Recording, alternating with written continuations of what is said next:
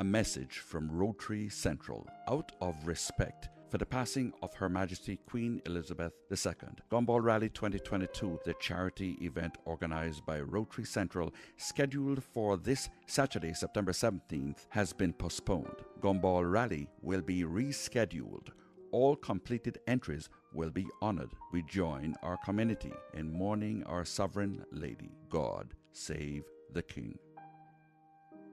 As the community continues to take precautions from COVID-19, it is important to stay prepared for other disasters now that we're in the hurricane season. Here are some post-hurricane safety tips from the Department of Environmental Health. Did you know that you must discard fresh fruits and vegetables, meats, foods in canisters, dented, leaking, or rusting cans after they have come in contact with floodwater? For full guidance on post-hurricane safety tips, visit www.deh.gov.ky. For the Record is brought to you by Vamped Motors, the only authorized Ford and Toyota dealership serving the Cayman Islands. Coca-Cola, available across the Cayman Islands from Tortuga distributors. Accept no substitutes. Taste the feeling with Coca-Cola. Brand Source Home Gallery, inspiring luxury. West Bay Pharmacy, taking care of your health. And JN Money. From abroad to yard. Fast, affordable, convenient. Doctor's Hospital. Peace of mind is important when life happens. Doctor's Hospital, always there for you. Call 949-6066. This is For the Record with Orrett Connor. Coming to you live from Radio Cayman Studio. For the record. For the record. For the record. Hear from your government officials, independents, and the opposition on issues that matter to you. For the record. Engage in an open dialogue between residents and lawmakers. For the record. For the record. For the record. Informative, impartial, insightful. This is your talk show. 1-800-534-8255. Your calls, your input. This is For the Record. And now, your host, Orrett Connor.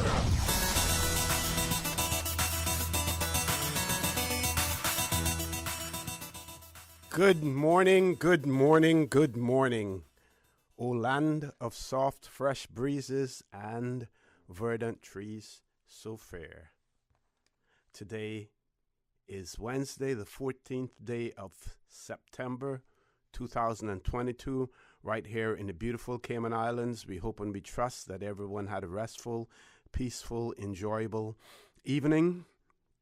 Those of you who are on the roads of the Cayman Islands, whether you be a pedestrian, a cyclist, or operating any type of motorized vehicle, we urge you to please be extremely cautious. Ensure that you observe the rules of the road, and remember, the life you save may just be your own. In observing the rules of the road, there are also reminders that are placed on our roads in the form of road signs.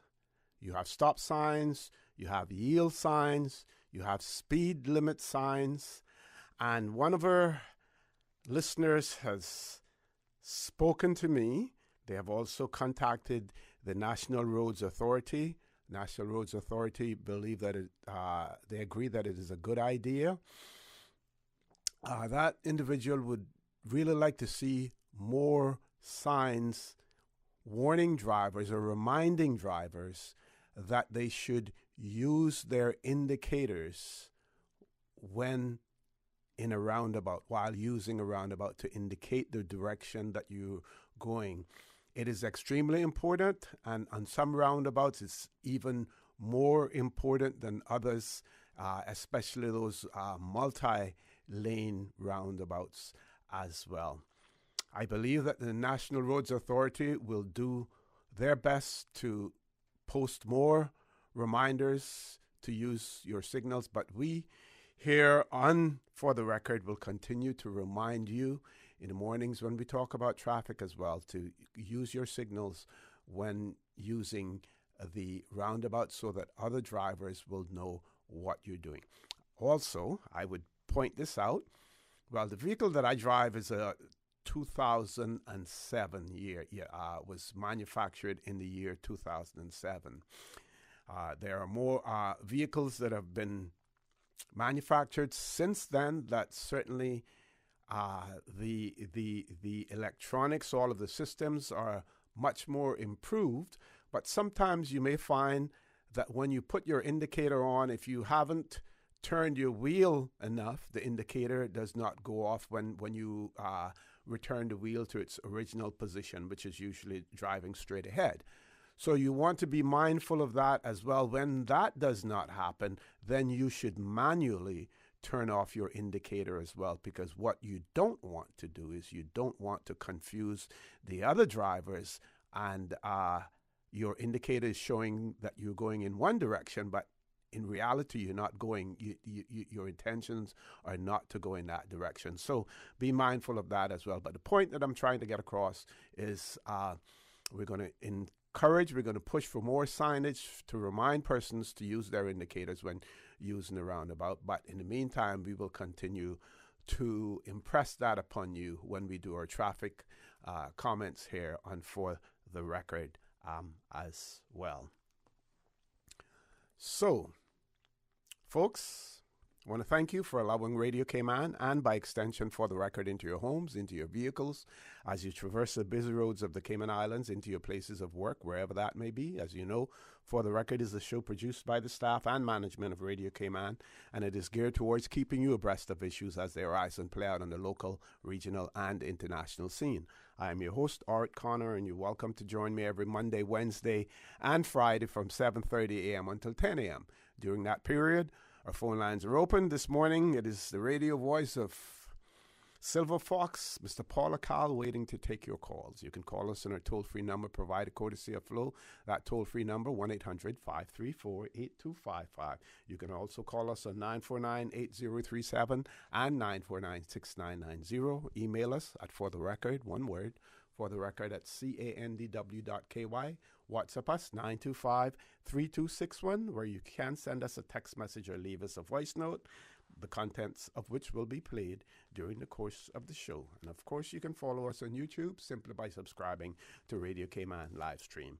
I also want to remind you that the For the Record birthday shout-outs are proudly brought to you by life insurance agents Michael Webster and Randall Lawson from Cayman Insurance Center, and they remind you, don't take chances with your family's future. So for those of you who are celebrating a birthday today, we want to wish you a happy birthday, or if you've celebrated one over the past few days, a belated happy birthday greetings go out to you as well. And one in particular, yesterday, Miss Heather Borden, the representative in our parliament for Savannah, she celebrated her birthday yesterday, so we want to send belated birthday greetings to Miss Heather Borden as well. Those of you who have lost loved ones, again, we want to express our sincere condolences to you.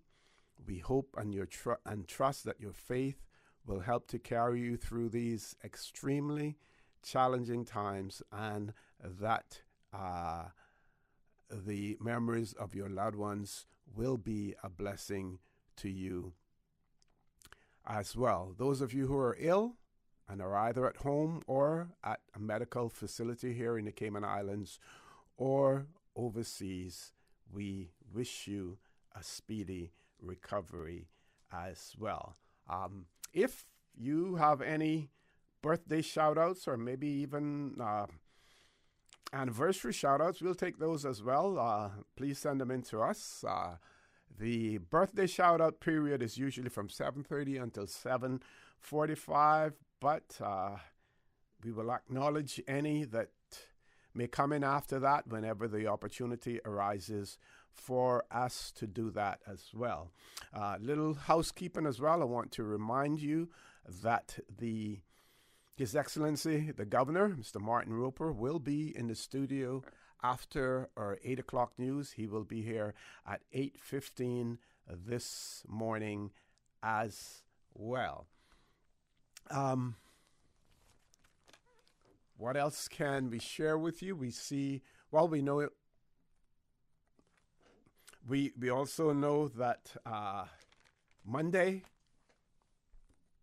the 19th of September, which will be the day that late Queen Elizabeth II, Her Majesty,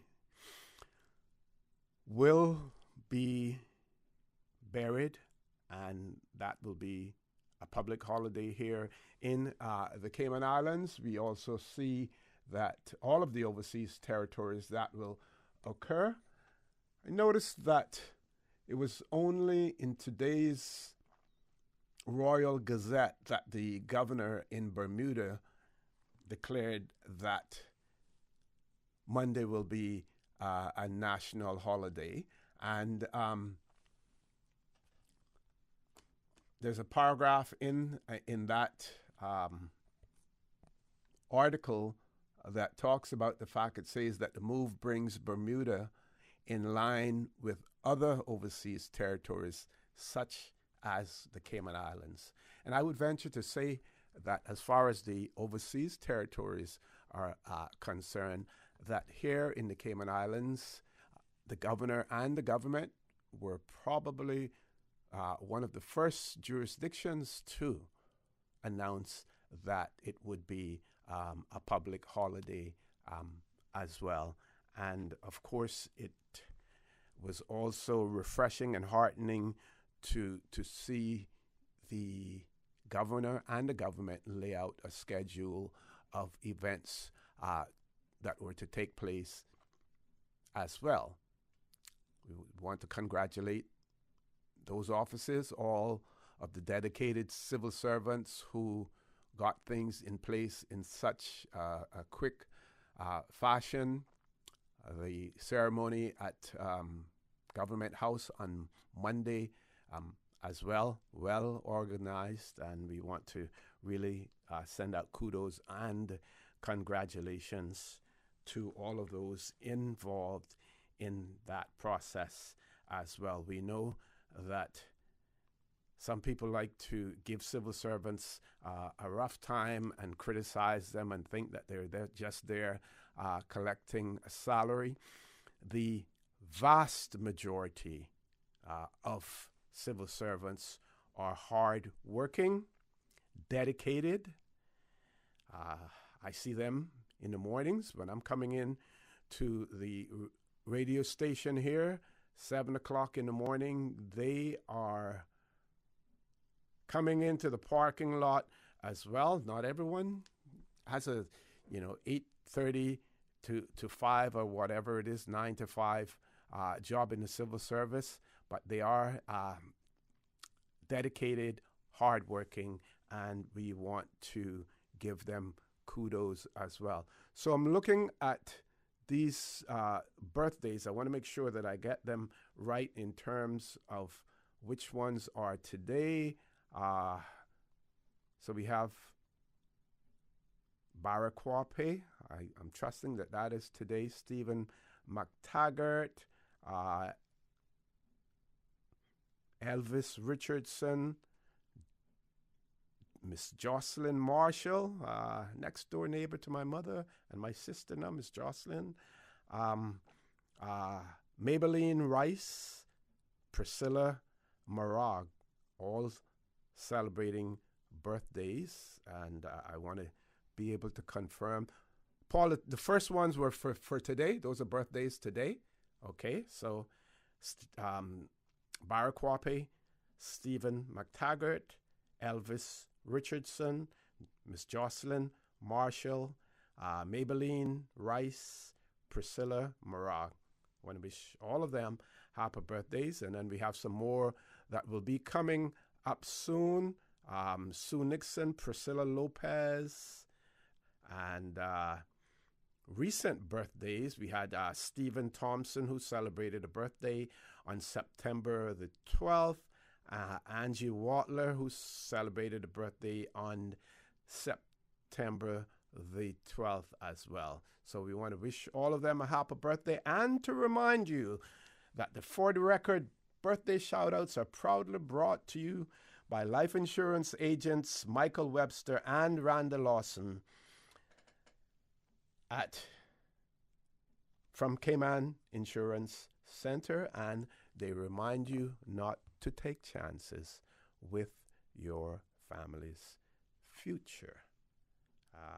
And like I said, if you have any more birthday shout outs, please share them.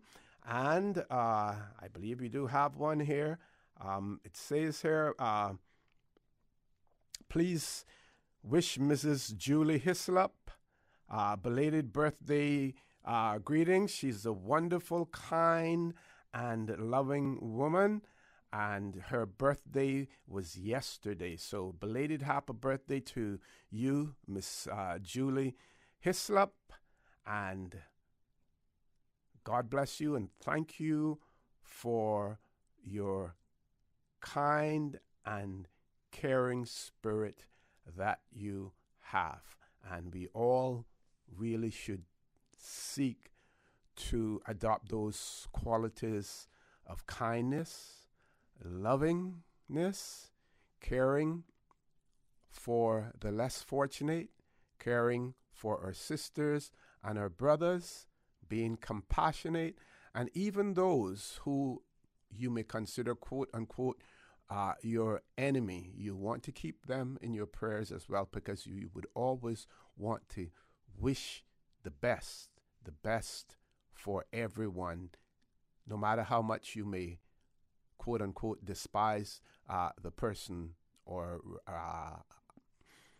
revile them. You still want to try to be kind. You want to be caring, and this writer has expressed the fact that Mrs. Julie Hislop is a kind and loving and caring person as well. Folks, this is a good time for us to take a commercial break. Please stay tuned. For the record, we'll be back shortly. The Cayman Islands boasts of a long, colorful, and rich history.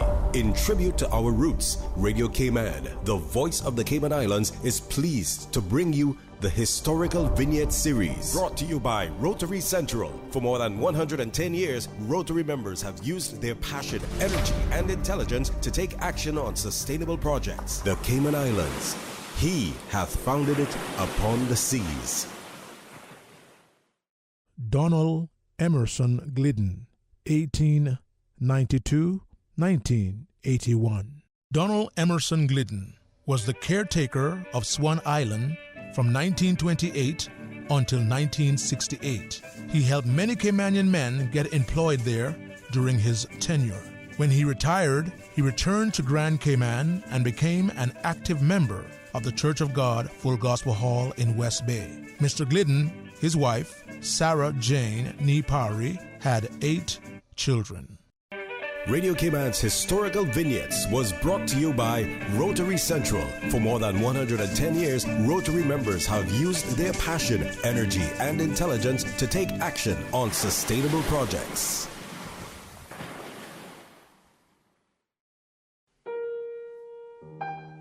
A message from Rotary Central out of respect for the passing of Her Majesty Queen Elizabeth II.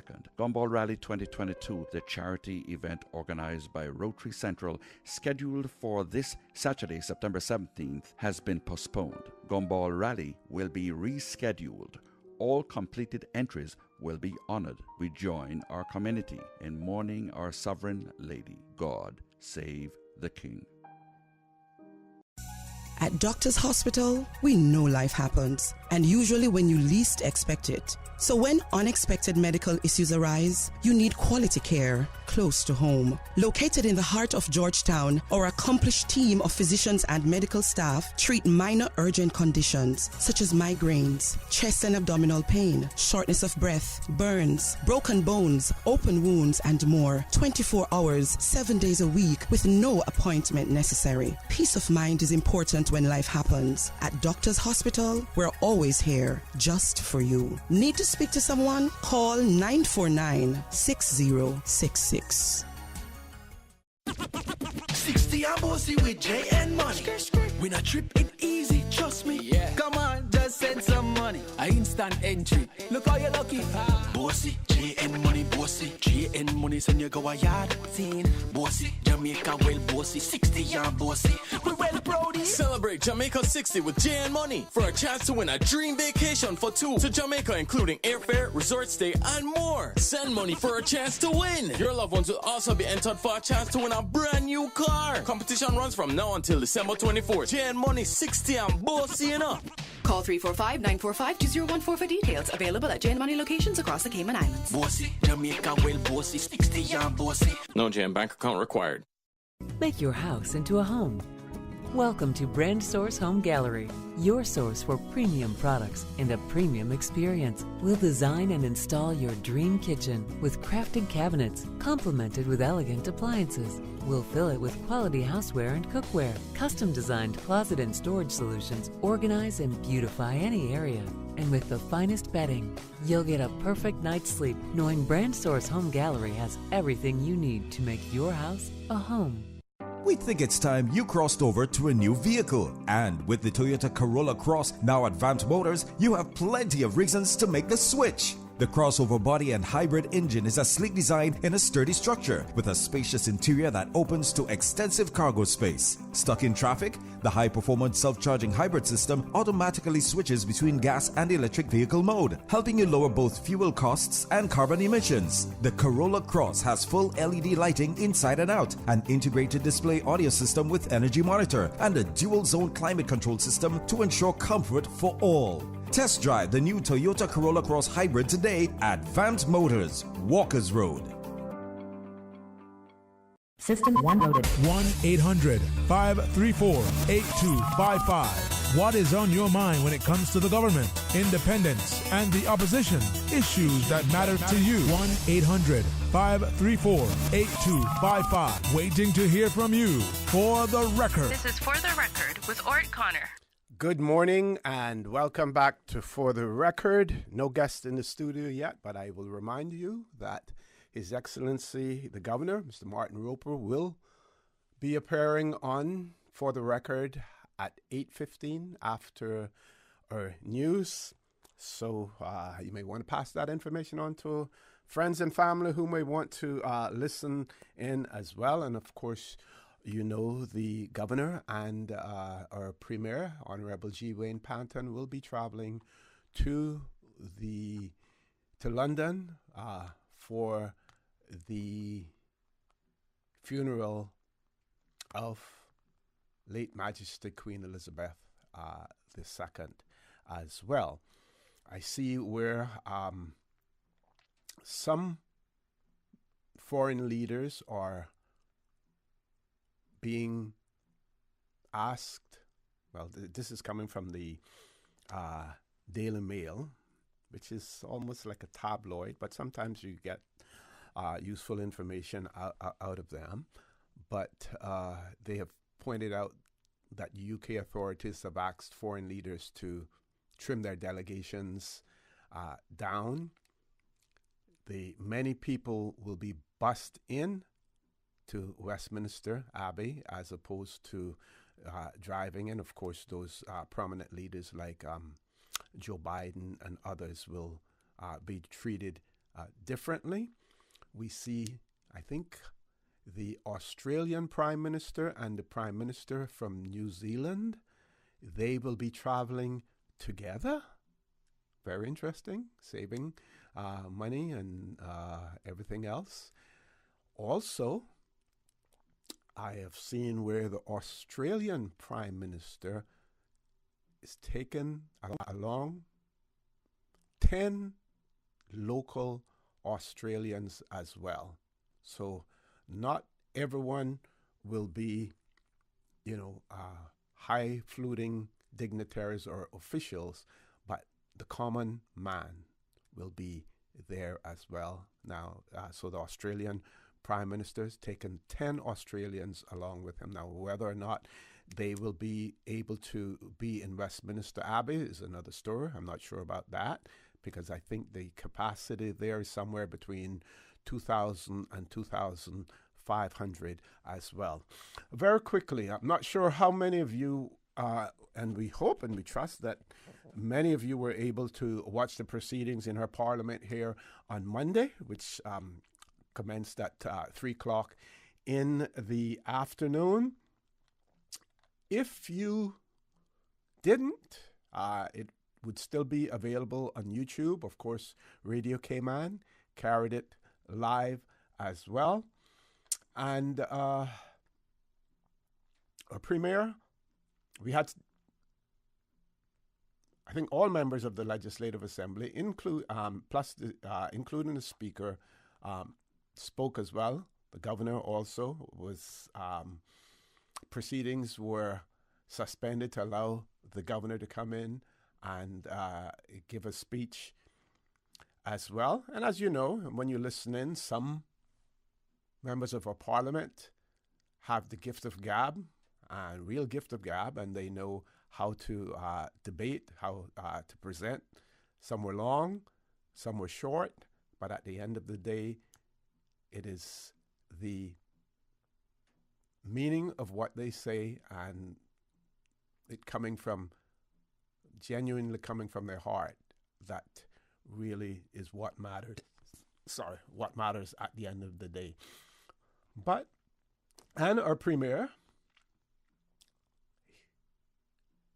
we have an article in Cayman News Service that talks about the fact that the premier urged members of Parliament to follow the Queen Elizabeth's example. It says, at a special meeting of Parliament on Monday, commemorating Queen Elizabeth and pledging allegiance to King Charles, Premier Wayne Panton said that the Queen had been an impeccable example of a leader. The Premier said she led by example, and he urged his colleagues to do the same as he spoke about the things they could take away from her leadership qualities. He urged them to adopt her leadership traits of humility, selflessness, dignity, and integrity. He's quoted as saying, as leaders, let us be inspired by the life and legacy of Her late Majesty, and may we never confuse our positions or our office as being about our personal identity. So true, so true. The Premier said, let us recommit ourselves to our purpose and to hold first and foremost the responsibilities of our roles. Let us commit our time, talent, and treasure to improving the lives of the people we serve, and in so doing, resist the impulsive pull of our egos that might tempt us to put ourselves first. We will be better leaders. Also, Governor Martin Roper pointed out that the Queen was the best diplomat in the United Kingdom that the United Kingdom had ever had. And this is from the article. Now, while Speaker Honorable McKeever Bush said that she was a model of decency, Opposition Leader Roy McTaggart said she was a constant presence here, and her passing had hit us all with heavy hearts.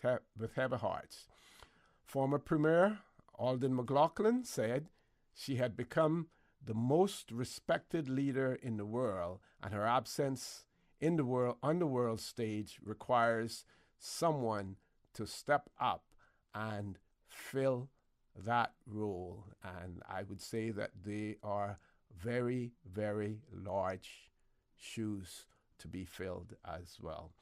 It says, while marking the loss of Elizabeth II and the end of her reign, members of Parliament were nevertheless enthusiastic about her successor, King Charles III, making it clear that the Cayman Islands' political landscape remains firmly in support of the British monarchy. The period of national mourning for our Queen continues until next Tuesday, following the funeral on Monday, the 19th of September, which will be a public holiday. And you heard me say earlier that our governor and government here in the Cayman Islands appeared to be one of the first to declare that it would be a holiday. We knew that would happen as well. But here in the Cayman Islands, like I said before, we really have to laud our officials on many occasions being ahead of the game, being prepared as well. Of course, the debate goes on about the United Kingdom and what will happen there, where you have accession to the throne and a new prime minister happening within days of each other. And what does that mean? I would say that so far we have seen that the transition of power smooth. What is occurring in the United Kingdom is a clear example of what should happen in other jurisdictions as well. Of course, we see the trend that is taking place now when elections do occur, even though one didn't really occur in the UK. It was just an election amongst the Conservative members of the Conservative Party who had the ability to vote for their new Prime Minister. But the trend is that those persons who lose elections, they right away now challenge the results of the elections, whether or not there is any evidence to prove otherwise. But that seems to be the modus operandi now in many jurisdictions. At one point in time, you only saw it in those jurisdictions where you had these strong men vying for power. Folks, I have to interrupt my thoughts at this point in time because we've reached the top of the hour. 8 o'clock news. Please stay tuned for the record. We'll be back immediately after the 8 o'clock news with Governor Martin Roper.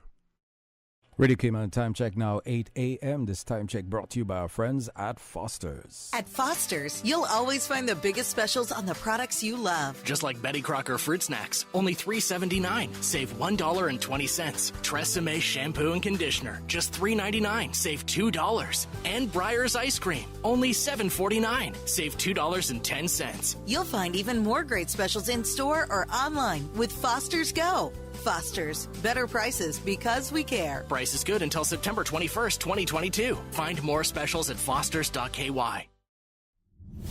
The voice of the Cayman Islands. 89.9 FM in Grand Cayman and 93.9 FM in Cayman Brac and Little Cayman. Silver wings shining in the sunlight. Radio Cayman.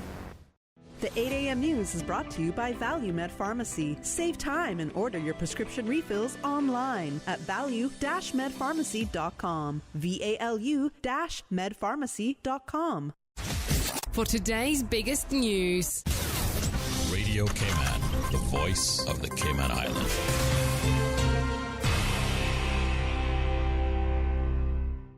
With your latest news, I'm Carsley Fuller. Cayman's tourism minister is the new chair of the Caribbean Tourism Organization. My team and I are ready and prepared to get down and work really hard, but also as minister for the Cayman Islands, where does the Cayman Islands fit in that bigger picture? So a lot of work to do, and I'm really excited about the job.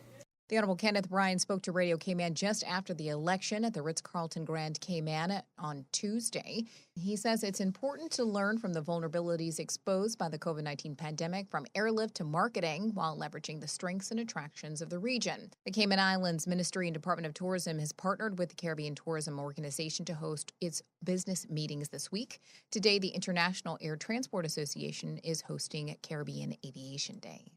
It's official. Government has gazetted the Public Holidays Order 2022, which amends the schedule of this year's holidays to read in the year 2022 only for the purposes of the funeral ceremony of Her late Majesty Queen Elizabeth II.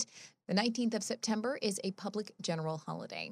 The Queen's state funeral is taking place at 11 a.m. UK time on Monday at Westminster Abbey. And the Ministry of Health and Wellness provides some information to the public after there were questions raised regarding emergency services and how ambulances are routed on island after the fatal motorcycle accident on August 27th at Parker's Raceway in Breakers. Radio Cayman's Felicia Rankin-Solins breaks down their report. According to their report, the Ministry of Health and Wellness says 911 emergency services dispatchers provide holistic coordination of emergency response, activating relevant agencies such as law enforcement, fire services, and emergency medical services based on the nature of the emergency. The EMS ambulance registered under the Cayman Islands Health Services Authority is the only entity that meets the licensing standards with approval to respond to medical emergencies and authorized to be dispatched by the 911 center. The HSA is the only healthcare facility with licensed emergency vehicles equipped for response services and as a result is currently the only deployment location in the event of a medical emergency. Staffing requirements for approval as an emergency services facility include two key components: personnel qualification and coverage. In order for a facility to be able to provide emergency services, medical personnel are required to have both specific qualifications as well as a minimum number of years of practice to ensure that they have both the knowledge and the experience necessary to deal with complex emergency cases. Emergency service providers must ensure that staff qualified to provide emergency services are not only on call, but physically present at the healthcare facility 24 hours a day, 7 days a week. The HSA is the only facility that meets the staffing requirements to be able to offer emergency services. The Medical and Dental Council list of licensed practitioners at September 9th, 2022 lists 16 medical doctors with the specialty of emergency physician or emergency medicine. Of those 16, 13 are located at the HSA, and the remaining 3 located at 3 separate private sector health facilities. The HSA is the only facility on island that has met the standard as established by the Health Practice Commission to provide emergency services in the Cayman Islands. And lastly, trauma, in particular severe trauma as a result of a motor vehicle accident, is a special circumstance that is the domain of 911 emergency service. The HSA remains the epicenter of care for these cases. For Radio Cayman News, I'm Felicia Rankin-Solins. Now with a check of international news, here's the BBC, which will take us out of the newscast. I'm Karsley Fuller from Radio Cayman's newsroom. BBC News with Jerry Smith. The European Commission President Ursula von der Leyen has stressed the EU's resolve to ensure Vladimir Putin fails in his war in Ukraine. Giving her annual State of the Union address to the European Parliament, she promised sanctions were here to stay, stating that the Kremlin had put Russia's economy on the path to oblivion. President Zelensky has paid a surprise visit to Izium, a key logistics hub in the northeastern Kharkiv province liberated by Ukrainian troops. He oversaw the raising of the yellow and blue flag and vowed it would soon be flying over every city and village in Ukraine.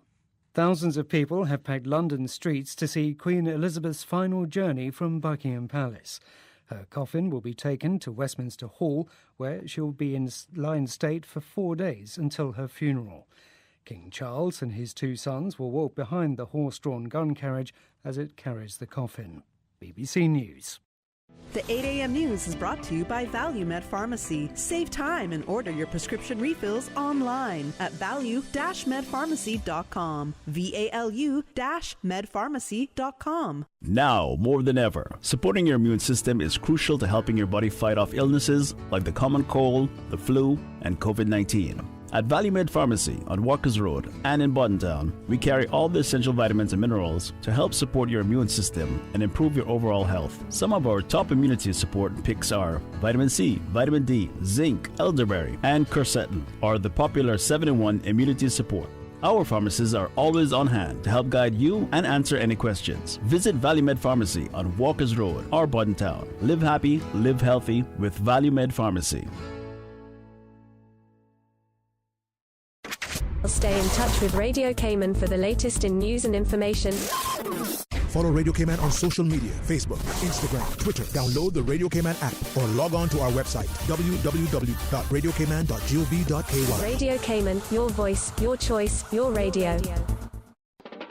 The hurricane season is not over yet. It's important to stay vigilant. Check your emergency kit and make sure you fully stock it with critical items such as a 5-day supply of water. That's 1 gallon of water per person per day. Stock extra water for persons with special needs, such as nursing mothers, children, and people with illnesses. And don't forget to stock water for your pets. For more useful hurricane preparedness tips, visit the Water Authority's website at www.waterauthority.ky or follow us on social media. Refilling and transferring your prescriptions have never been this easy. Simply go to healthcarepharmacy.ky and follow the easy directions from your desktop, mobile device, or tablet. All you need to do is pop into Healthcare Pharmacy in Grand Harbor to collect your prescription. They're open 8 a.m. to 10 p.m. Monday through Saturday and 10 till 6 on Sundays and public holidays. No waiting in line, no wasting your lunch hour, no stress. Just easy online prescription refills and transfers from the pharmacy that has been caring about your health for 25 years. Call 947-8900 to speak to a pharmacist or go to healthcarepharmacy.ky and make life easy. The 8:12 a.m. weather report brought to you by CG Britcay, where people come first. Hi, my AC just went out and I need someone to come fix it. I'm sorry, we're closed. Okay, what about tomorrow? We're only open on Thursday. And we're fully booked. Have anything next week? No.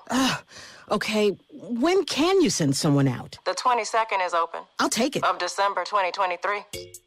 With the best medical cover for your dollar, we're like an AC technician who isn't too busy for you. CG Britcay. Good like that.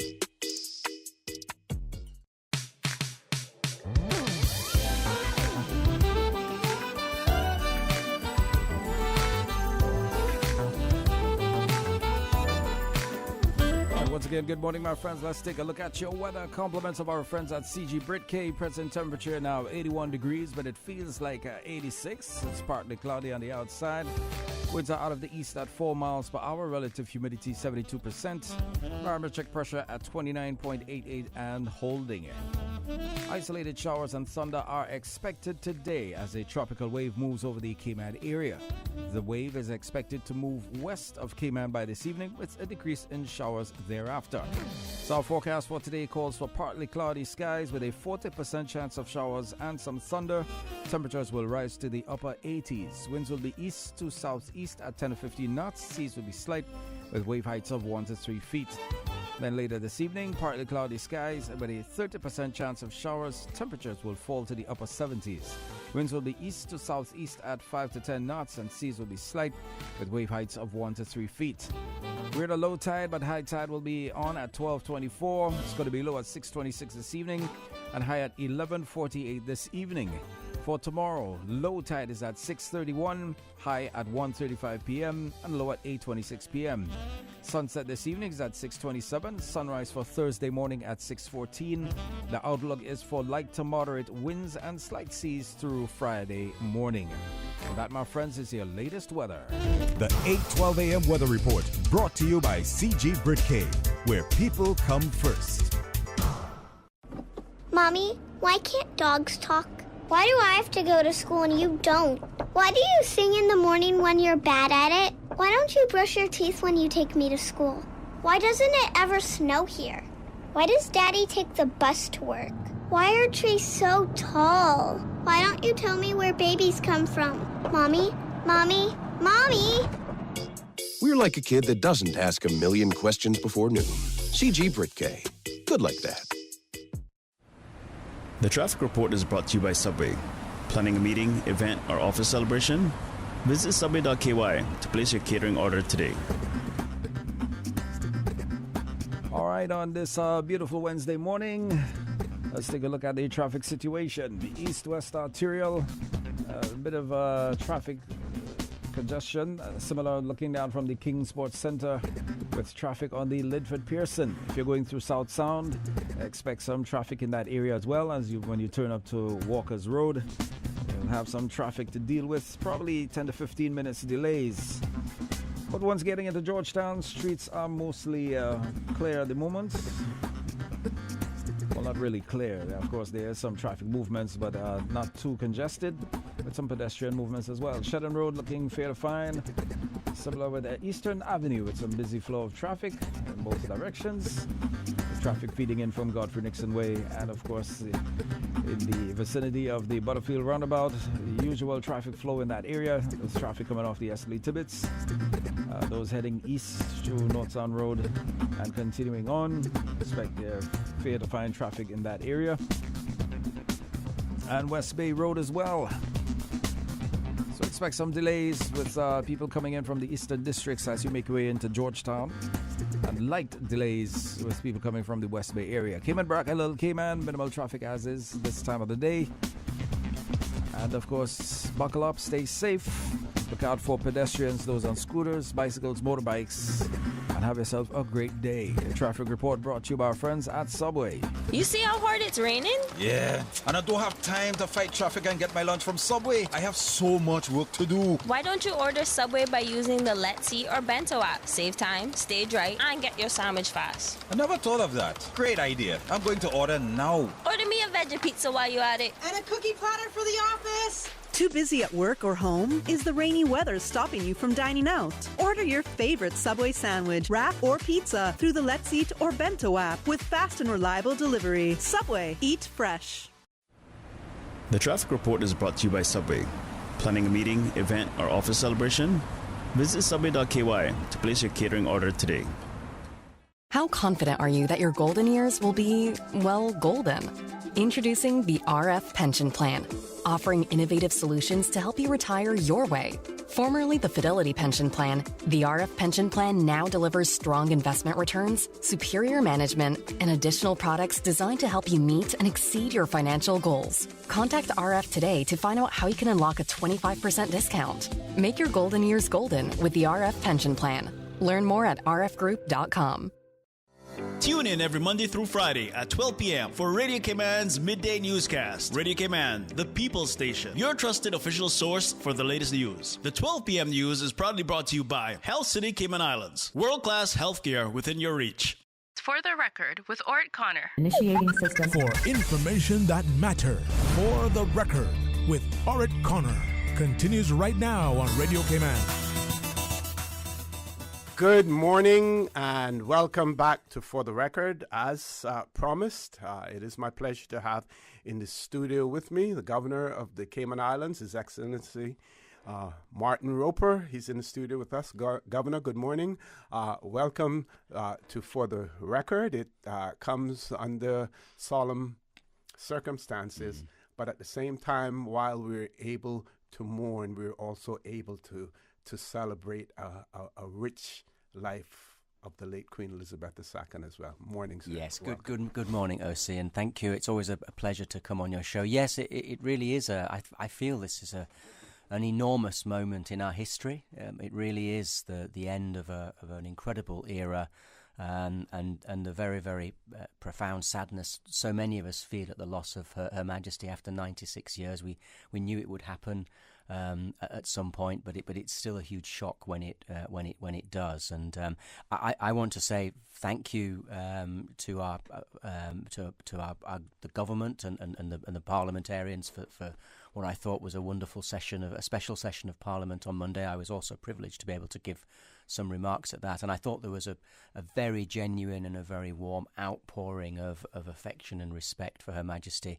I want to thank members of the public. I've had so many messages of condolences to pass on, and many people are signing condolence books, as many people are laying flowers, and I want to thank the government, the Cabinet Office, and everybody who's been involved in all the arrangements in our period of national mourning. And as ever, and I always say this, I mean, I'm very proud as Governor at just the extent and the quality and the quantity of what we do to mark this.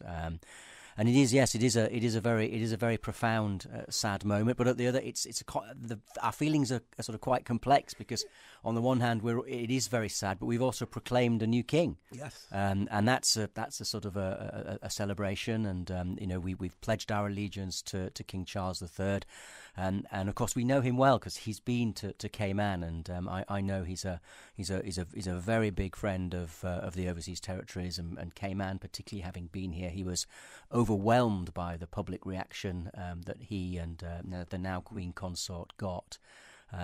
So yeah, this feels like a huge moment in history, the end of one era, but we're moving into another era, and we move seamlessly into that new era. That's our constitutional setup. That's how these things work. We have a constitutional monarchy.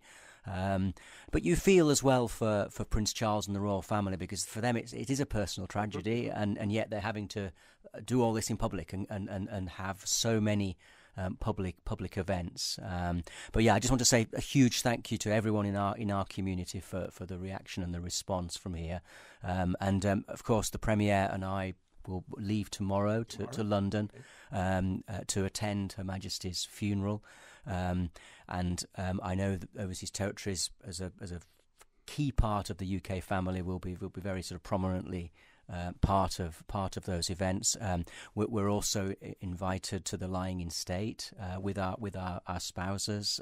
So Mrs. Roper and Mrs. Panton are coming as well, and we will be able to pay our respects at the coffin of Her Majesty. His Majesty the King is hosting a reception on the Sunday evening before the funeral at Buckingham Palace, and we're invited to that as well.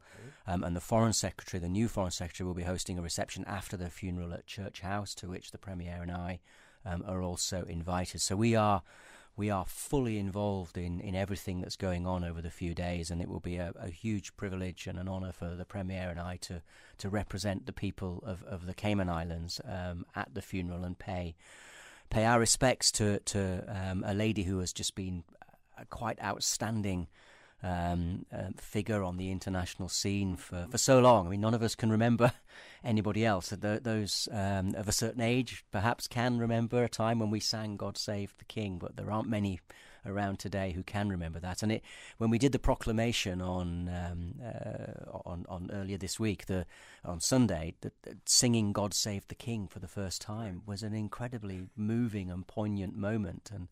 And so yes, it is a hugely important moment. And as ever, our thoughts are with His Majesty King Charles, the Queen Consort, and all members of the royal family. What for them is an incredibly difficult time. Okay. Can you speak a little bit more about the prominence that the Overseas Territories has taken in the speeches that are made, and talking about the realms and the territories as well? Something that usually the presence and the significance of the Overseas Territories have not been as prominent. Can you speak to that? Yes, absolutely. I mean, I think this is hugely important for the royal family, that there are obviously the Overseas Territories are very much in their minds. The realms as well, where the Queen remains, the Queen did remain the head of state. Now King Charles is the head of state of, I think there are 12 or 13 countries. So the realms and the Overseas Territories, and I think when you see the phraseology about the arrangements, you do see that the term there'll be foreign visitors coming, the realms and territories. And that's absolutely deliberate, because the realms are almost seen as well as part of the family, given those links, and the Overseas Territories are very much part of the UK family. So there is a differentiation for those groups compared to all the foreign visitors. There'll be heads of state from probably, I don't know how many, there'll be there are probably 200 countries in the world, and I imagine a large number will be sending prime ministers and heads of state. I think President Biden is going, yes. President Macron of France. I mean, there will be so many leaders there. But the realms and the territories they're not coming as foreign guests. We're very much part of the family, so they'll have a very prominent place, which is why the Premier and I are invited to all the key events. So I think that is very important. And yeah, the realms. There's obviously a debate regionally about some of them. We saw Barbados's decision, and that's entirely a matter for them. But whilst they remain a realm, then they are given absolutely the importance and prominence that position requires. Okay, I was going to ask you about that, because we see where New Zealand has said now that they may move towards republicanism, but it won't happen as fast. So they have seemed to slow the process down.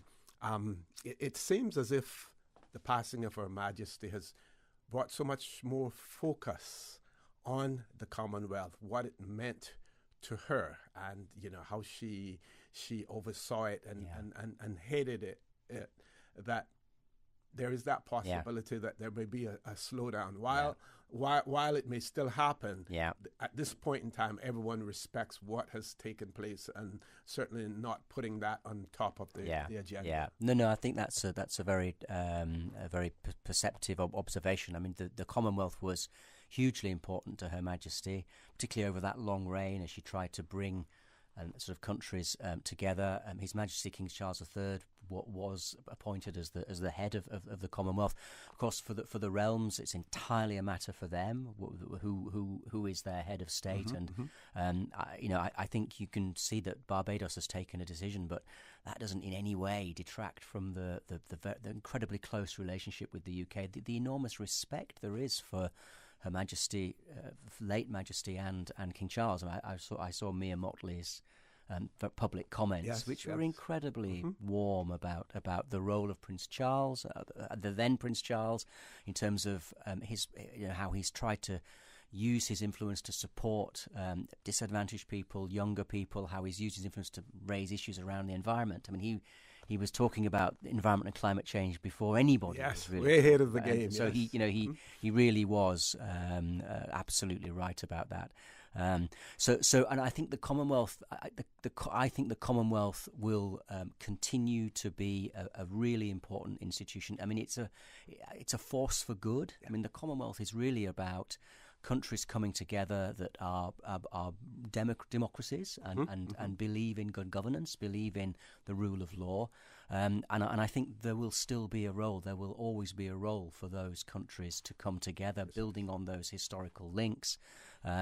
So I don't share some of the sort of the skepticism that you read in the press that this is going to sort of be almost a negative turning point. I think it will continue to go from strength to strength. And what I know myself of His Majesty King Charles III and the way he's gone about the accession over the last few days shows it very clearly. I think he is going to be an absolutely outstanding figure, and will have a lot of respect from other leaders.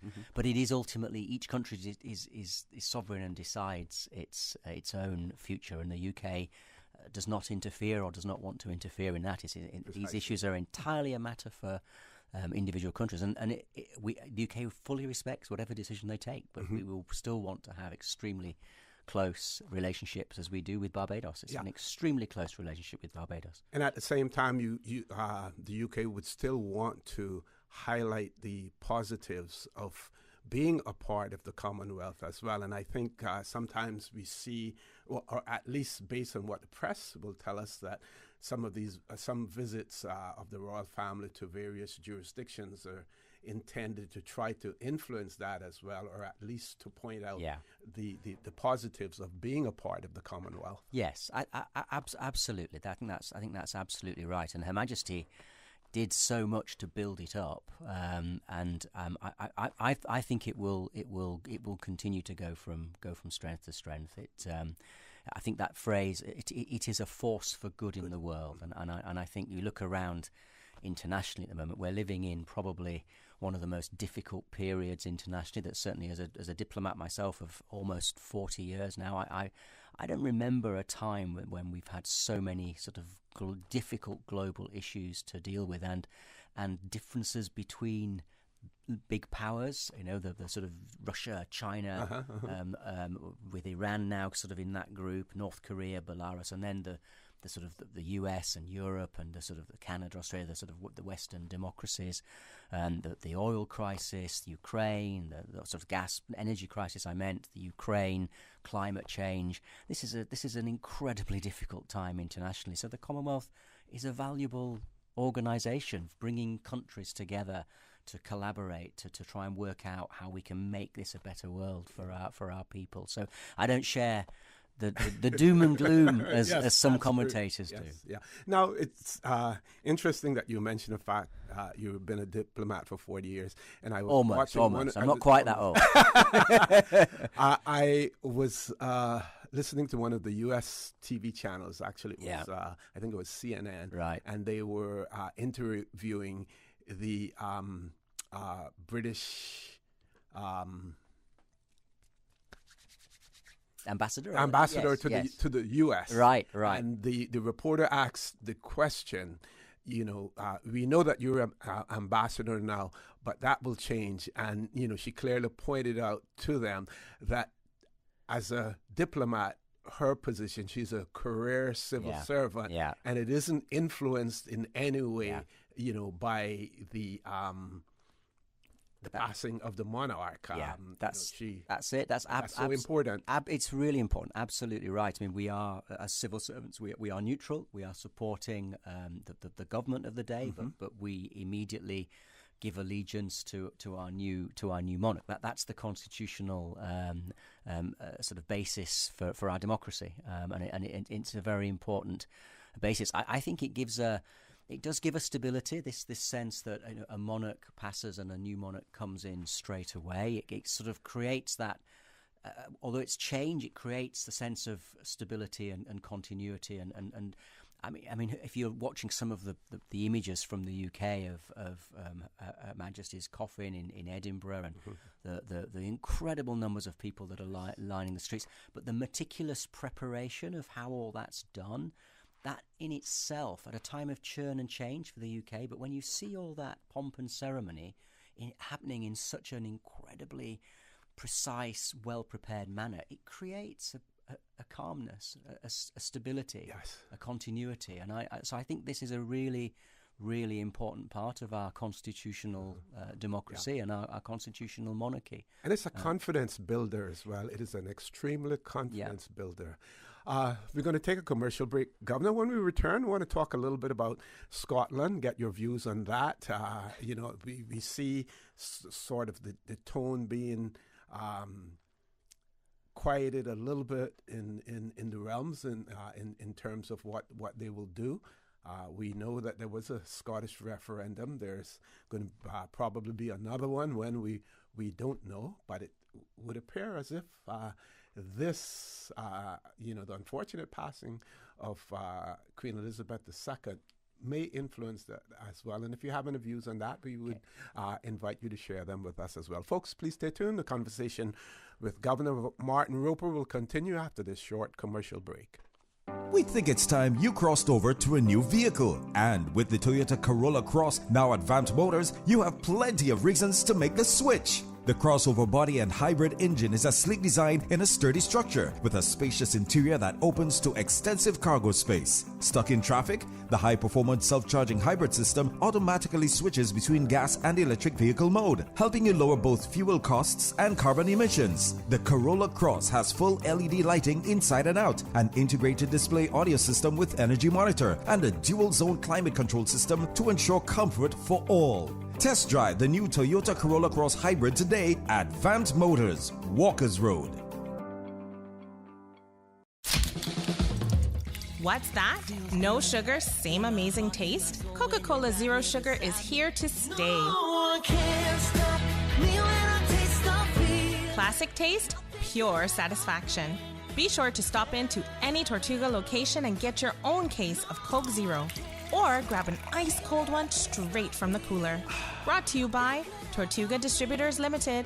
Coca-Cola, taste the feeling, K-Man. So much happening, so fast, too much. It is hard for me to follow my health care instructions. The private counseling with West Bay Pharmacy literally saved my life. At West Bay Pharmacy, we know how complex medications can be.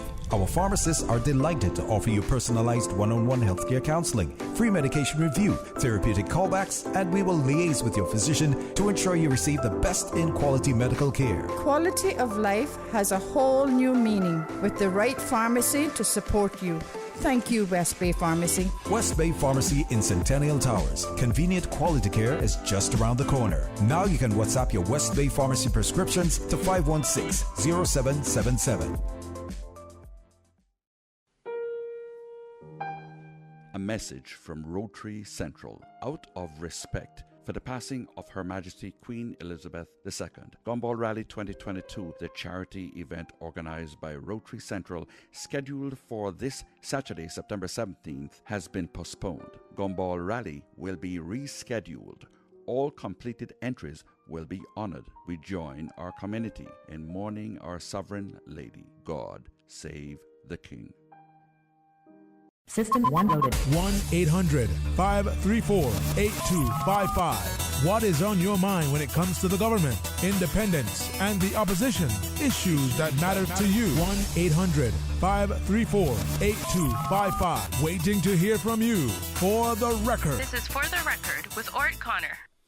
Good morning and welcome back to For the Record. My pleasure to have in the studio with me Governor Martin Roper. I want to remind you that at the next commercial break, he will be leaving. We're not taking any calls because it's quite a short interview this morning, and we're extremely grateful for the governor being here, knowing quite well that he will be traveling tomorrow to London along with the Premier as well. So before we went to the commercial break, I asked him to give us his views about Scotland. Another thing that I'd like him to talk about, he spoke earlier about the gracefulness of the late Majesty Queen Elizabeth II.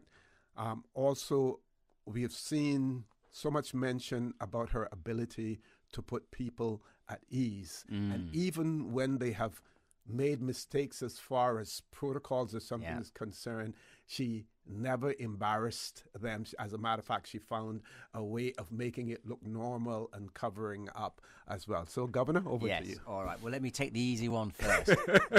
No, putting people at ease is, and I think the Michelle Obama example where Michelle Obama, I think, did sort of almost put her arm around Her Majesty, which is not normally the right thing in protocol terms, but Her Majesty just made that a sort of comfortable situation. Right, it didn't become a big, in a way, that's right. And I've been very fortunate to meet Her late Majesty 3 times, and she knows that when you come for those meetings, people are very nervous. It's quite a scary occasion, but she puts everyone at ease, and she's got a wonderful sense of humour. She makes you feel relaxed, and I think that's a huge quality that she had, because she and then if you I think her integrity. I mean, I thought the Premier made some very important points, which I think you were highlighting as I listened to you on my way in this morning. Thank you. But you think about Her Majesty's integrity. For 70 years, can we ever say she put a single foot wrong in that whole 70 years? Now, there have been wider issues involving family members, and I think everyone is aware of that. But again, she carried herself with incredible dignity through some what have been some difficult moments. I think that when we think about Her Majesty and the model of decency, the model of leadership that she set, that it is hard to think of another parallel in the last 100 years. And I think that's why she is so incredibly popular, not just in the UK and the overseas, but all over.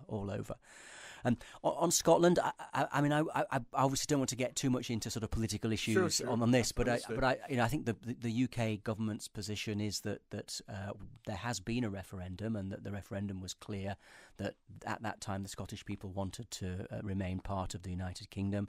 The Scottish government is pushing for a referendum, but doesn't have the power to be able to organise a referendum without the agreement of the UK government, and I don't think that agreement is there at the moment. So I don't expect that to be something which happens. And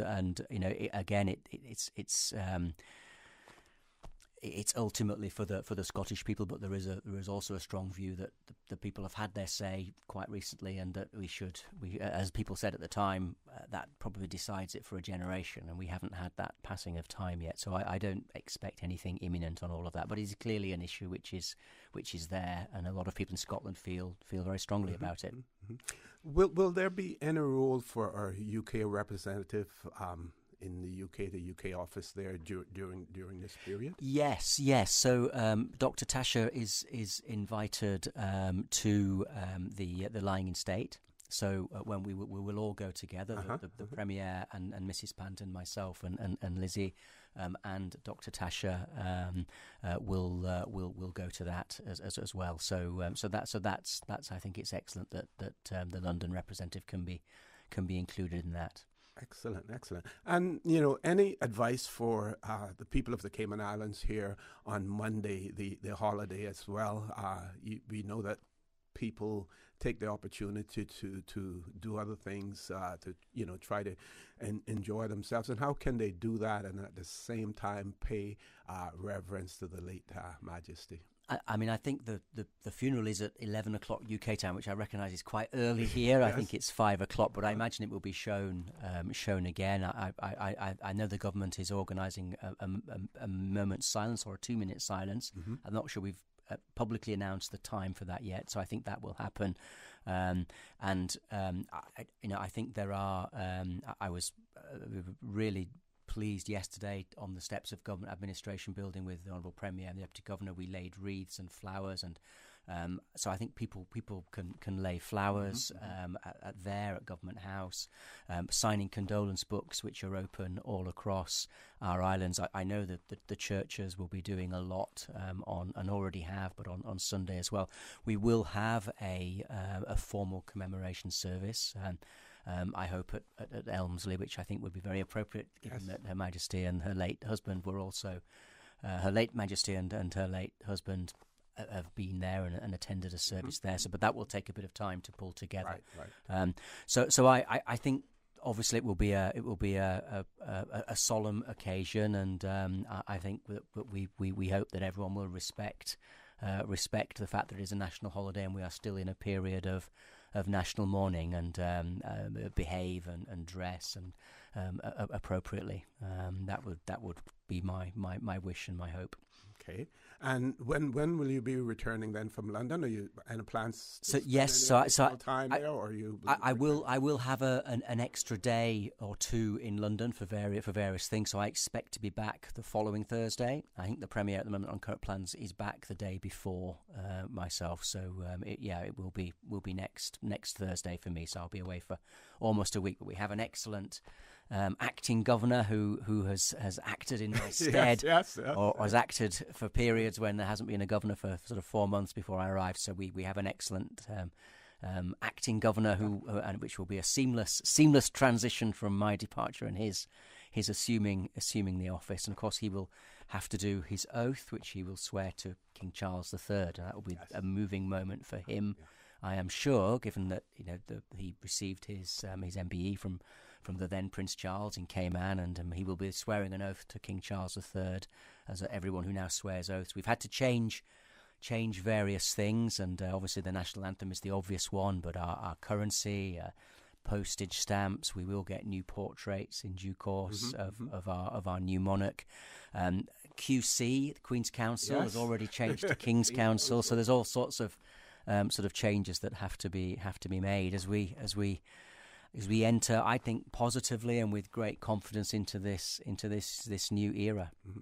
And that there are organizations like the Scouts and the Girls Guides and stuff, that their oaths will change to a certain extent when it comes to the monarch as well. Yes, no, that's absolutely right. That's absolutely right. Which gives me an opportunity to thank all our uniformed branches who came out so magnificently on Sunday for the proclamation of the new king. There was a wonderful parade. We also had a 21-gun salute.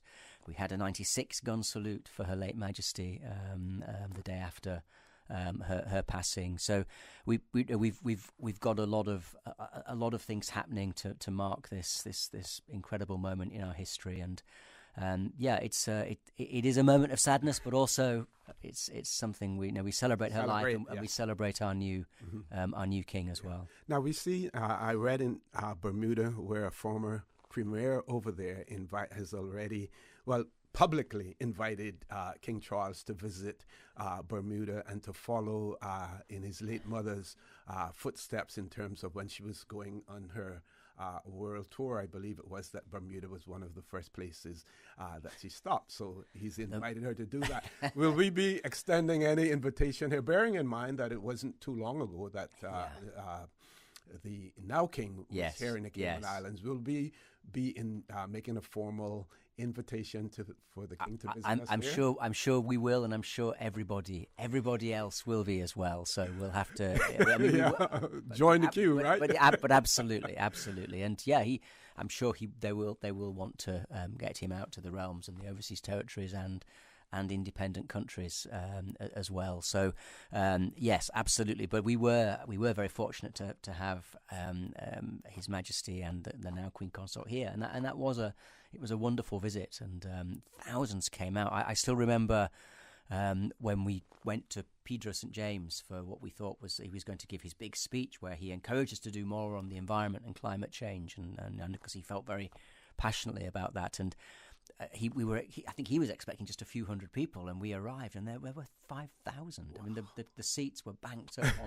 on both sides. It was a huge turnout, and he was just overwhelmed by that. So we made a very, very favourable and positive impression on both of them. Okay, Governor, I know you have to leave. I want to give you an opportunity for some closing comments as well, and wish you safe travels, you and the Premier as well. Well, thank you very much. No, it is a huge privilege and an honour to be able to represent our beautiful islands at the funeral.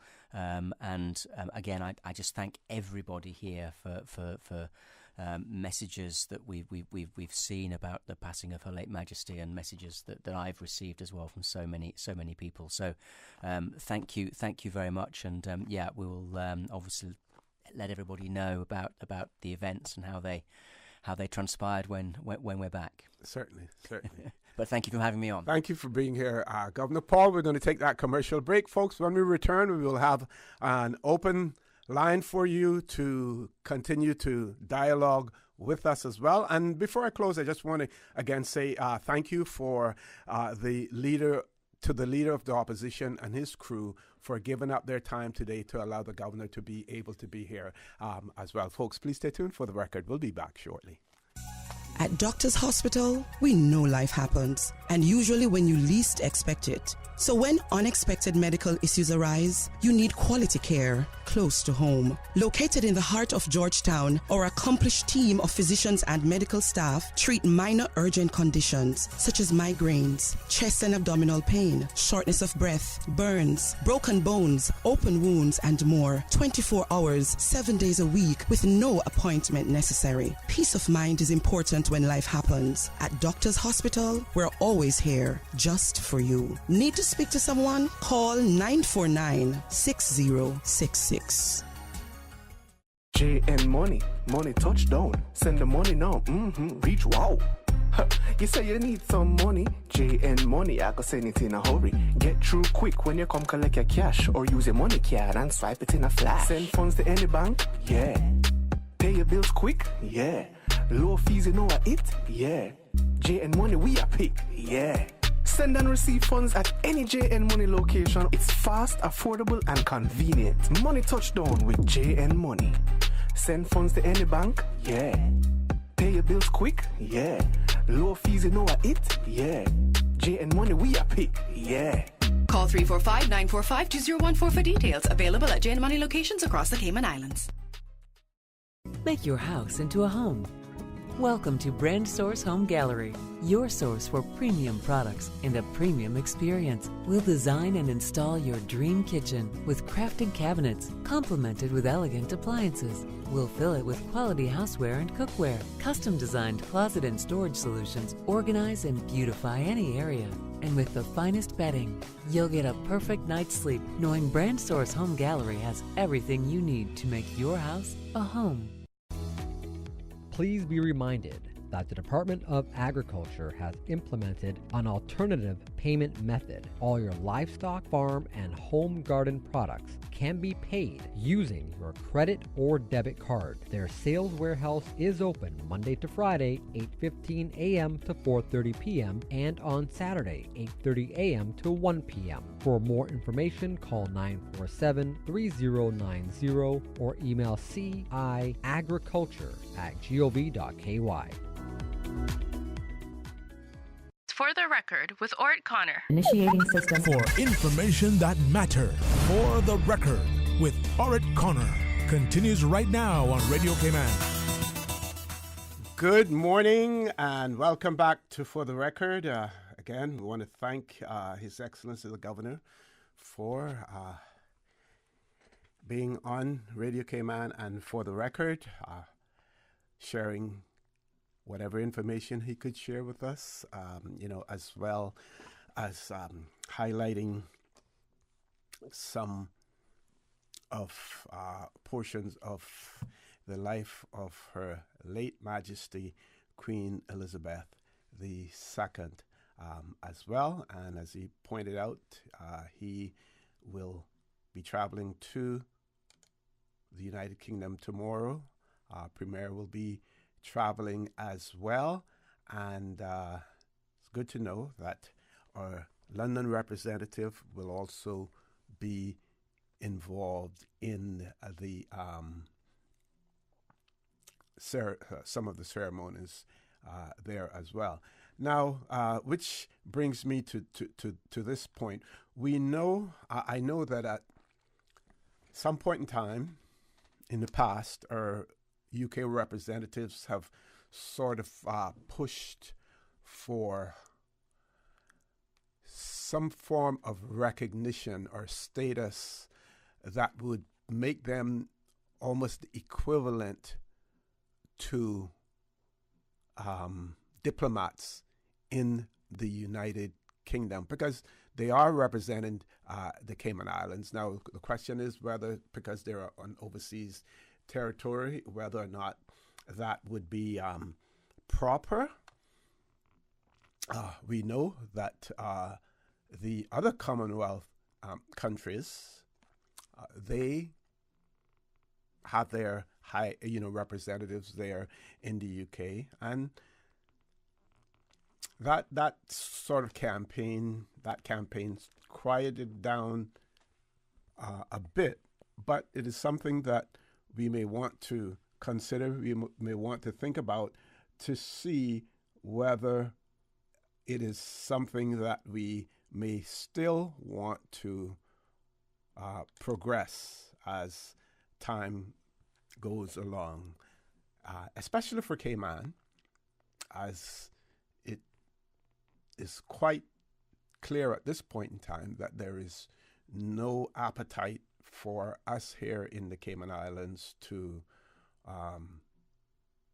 move beyond our status of a overseas territory as well. So if it were possible to, for us to be able to get that recognition, that would be extremely important for us as well. I'm sort of hesitating because I'm trying to be as careful as I can about the words that I use in that regard as well. What I'm also looking for, something that I shared with you before, and I wanted to really do justice to the story, but I'm having some difficulty with my computer in accessing this particular story, and I can't go to a commercial break at this point in time. Don't want to go to a commercial break, but you would have heard me talk about a story that one of the personal protection officers for the Queen gave a story about being on the grounds of Balmoral in Scotland and meeting this U.S. couple there. And I want to give you the story from the Daily News in that regard. And we do have a caller, so that caller has actually rescued me, and that'll give me more time now to look that up between now and when we go to headline news. Caller, good morning. Welcome to For the Record. Hello, good morning, Mr. O.C. Rambo speaking. Good morning, Rambo. How are you doing? How are you? Health and strength, no? Yeah. For everything formula is good and intact. Mr. O.C., let me brief this morning. Obviously, my condolences to the Queen, Her Majesty, right? Mm-hmm. Obviously, she's very well spoken, very articulate, and here different than President King Charles III. He's in the grandeur, supremacy of power, right? And obviously, he governed with external power. See, but however, the Queen, their positions of will, that for indication of central government, that's very curious. You understand?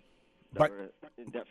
But you do realize that that the when it comes to politics, the monarch is removed from that.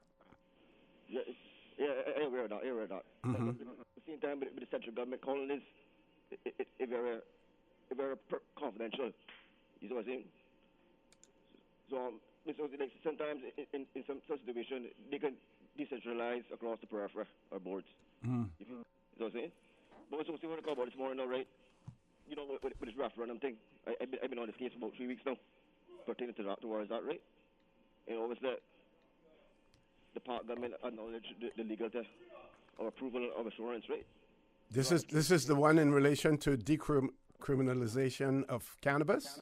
Exactly, precisely. Okay. So obviously, the ratification of it and acceptance, they're going towards that in the limelight, right? Mm-hmm. Obviously, when it comes to referendum, it basically it's approval or rejection. You feel me? So, obviously, whatever the questions they submit in it, your opinions will go forward.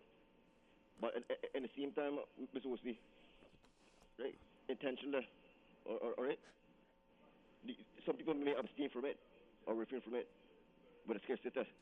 You know, some people say it might be irrelevant to show value the vote. They might feel that very important to them. Mm-hmm. You feel that, right?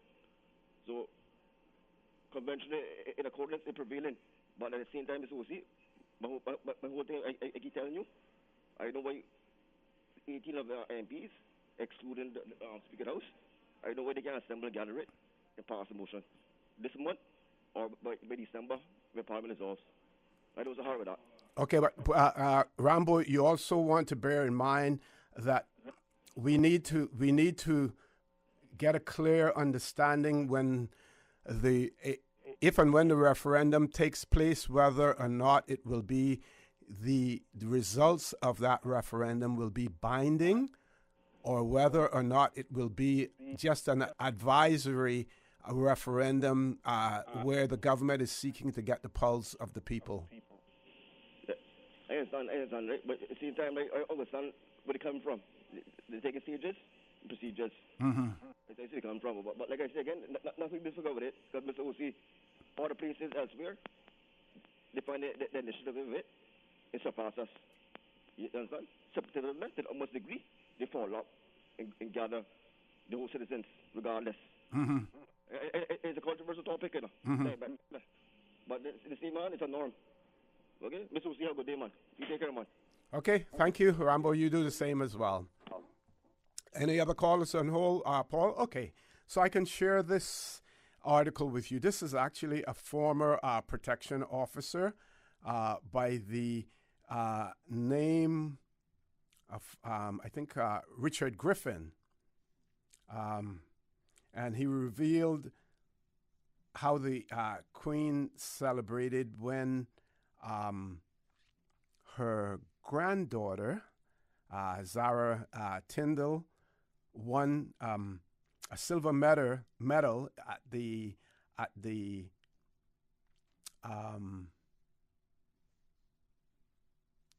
2012 Olympics in the United Kingdom, and he pointed out that the Queen was extremely nervous when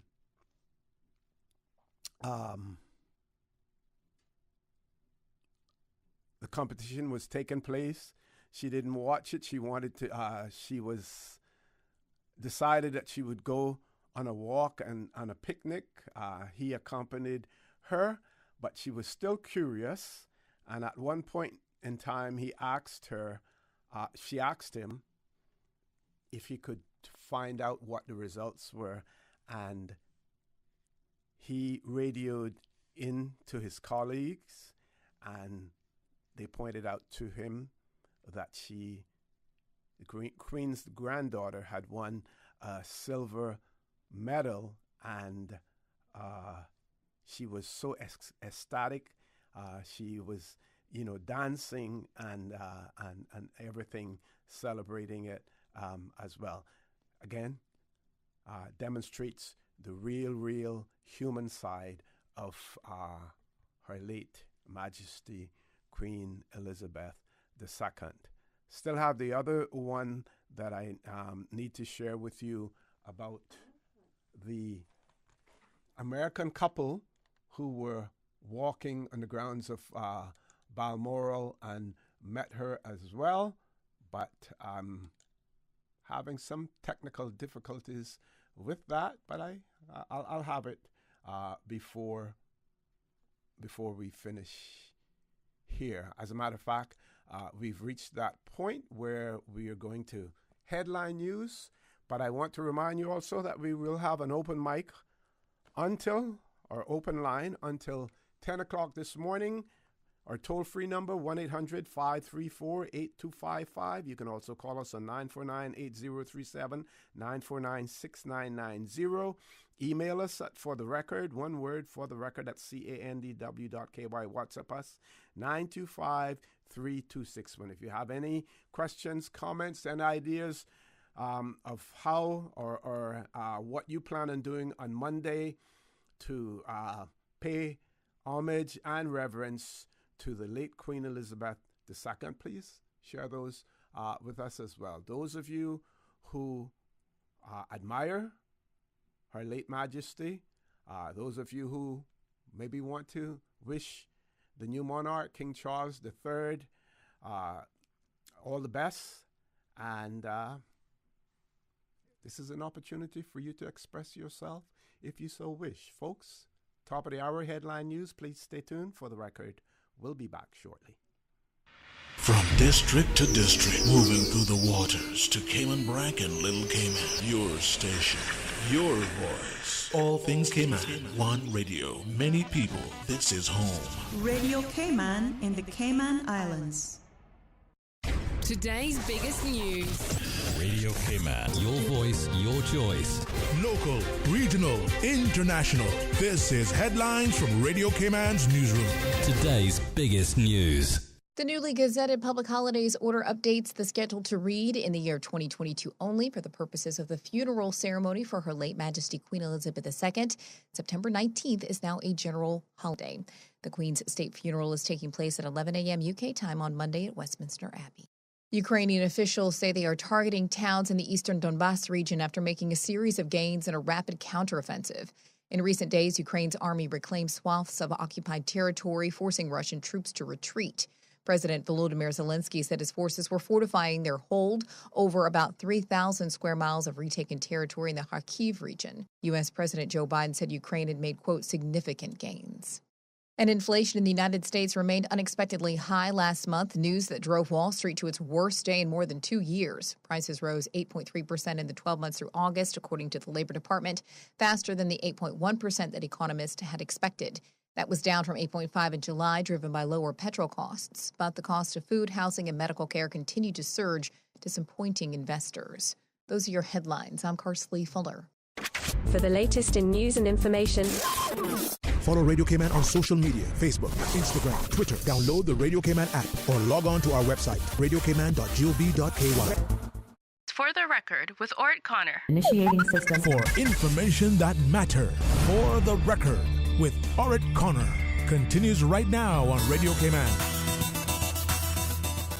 Good morning and welcome back to For the Record. No guests in the studio. Earlier we had Governor Martin Roper in the studio with us as well. He has indicated that he will be he and the Premier will be traveling to London tomorrow. They will be attending the funeral as well. They have also been invited to other events in the United Kingdom, and will also be, in most instances, accompanied by Dr. Tasha Garcia Ebanks Garcia, who is a representative in the UK. She heads up the London office there as well. So I'm going to share this article with you. So this is the personal protection officer for the late Majesty Queen Elizabeth II, and he spoke about this sovereign's love for horse riding. He revealed the Queen had been too jittery to watch her granddaughter compete in the team event at the in Olympic Games. He said that instead she took Griffin, who's the personal protection officer, on a picnic, but eventually asked him to check how Princess Anne's daughter had got on, and she, quote, danced around in circles when she heard that she had come in an impressive second. Zara won the silver medal as part of the team event during the competition, the single Olympic title of her career.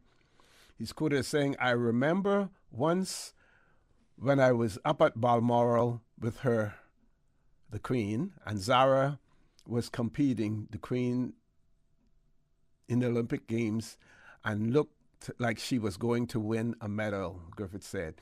"And I thought I would be flying down to Greenwich to watch her get on. But the Queen said to me, 'I'm just so nervous, I can't face up to it. Let's just go out for a picnic,'" he added. So that is how that occurs. So they drove up to the mountainside. He said, when we drove up to the mountainside, to one of the cabins, and we had a little private picnic, just the two of us, the former protection officer went on. He said, however, the late monarch couldn't bear not knowing any longer, and eventually asked Griffin to radio the team to find out how Zara had done. So he says that I radioed them, found out she'd won the silver medal, and I remember that the Queen just grabbed me, and we were dancing around in circles on the hill in Scotland, Griffin said with a chuckle.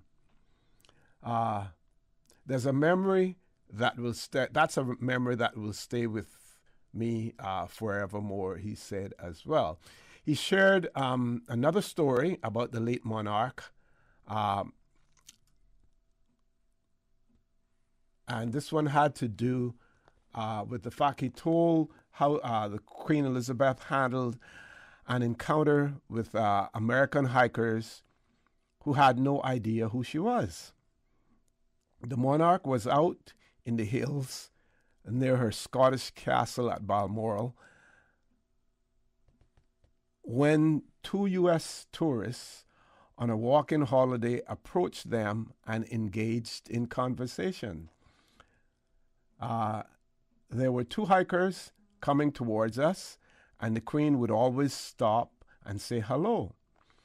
And it was two Americans on a walking holiday, Griffin told Sky News. So this was an interview with Sky News. He says it was clear from the moment that we stopped that they hadn't recognized the Queen, which is fine. Says the American gent was telling the Queen where they had come from, where they were going to next, and where they had been to in Britain.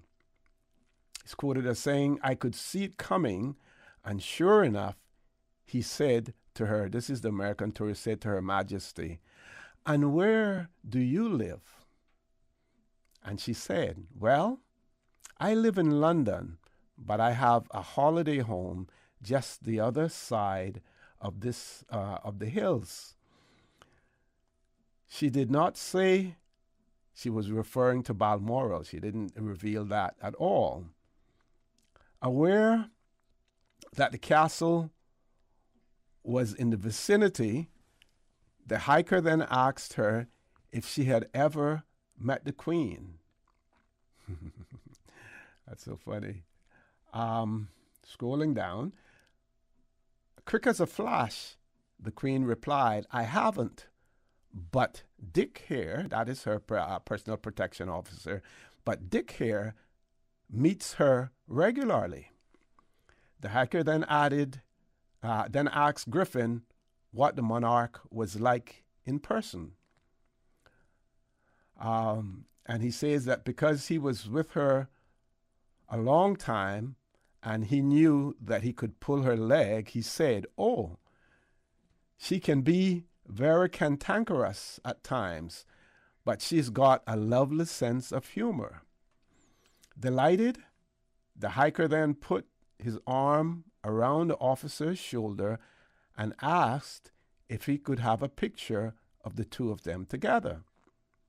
He says that before I could see what was happening, he gets his camera and gives it to the Queen and says, "Can you take a picture of us?"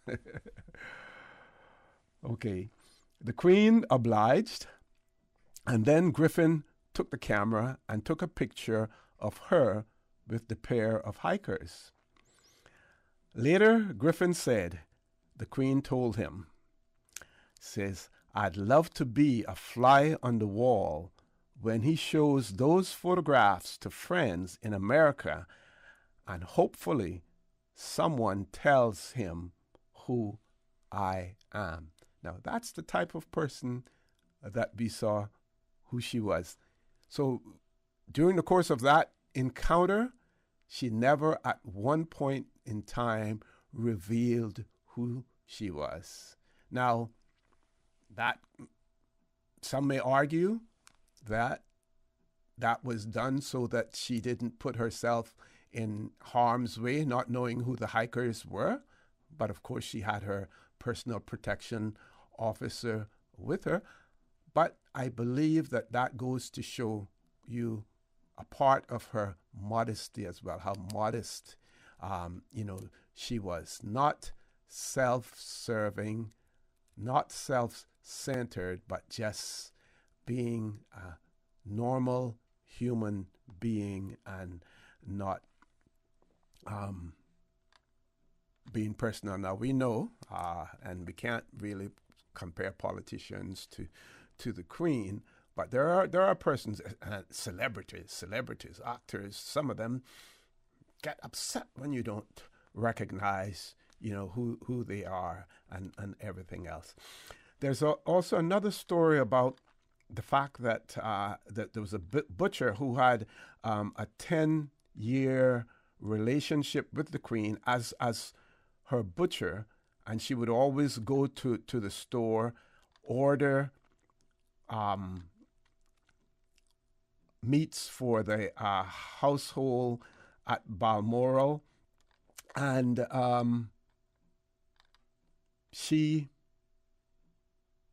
one of her favorites was, I think it was lamb. Lamb was her favorite, but I think I have the story here. It says that the butcher who supplied the Queen's meat at Balmoral has recalled her as someone with great banter and, quote-unquote, cheeky sense of humor. John Sinclair, 57, owns Her Majesty Sheridan Butchers, which holds the royal warrant to supply Balmoral Castle and Birkhall, and was responsible for providing sausages for the royal family's summer barbecues.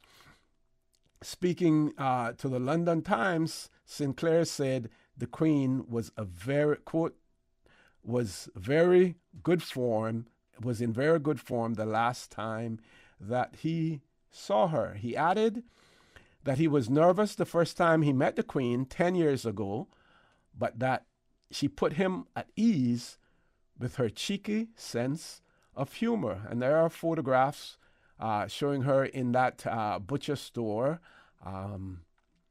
and everything. If you get an opportunity, go on to the Daily News. Let me scroll back up and let you know the date that this was in, sorry, not the Daily News, Daily Mail. Got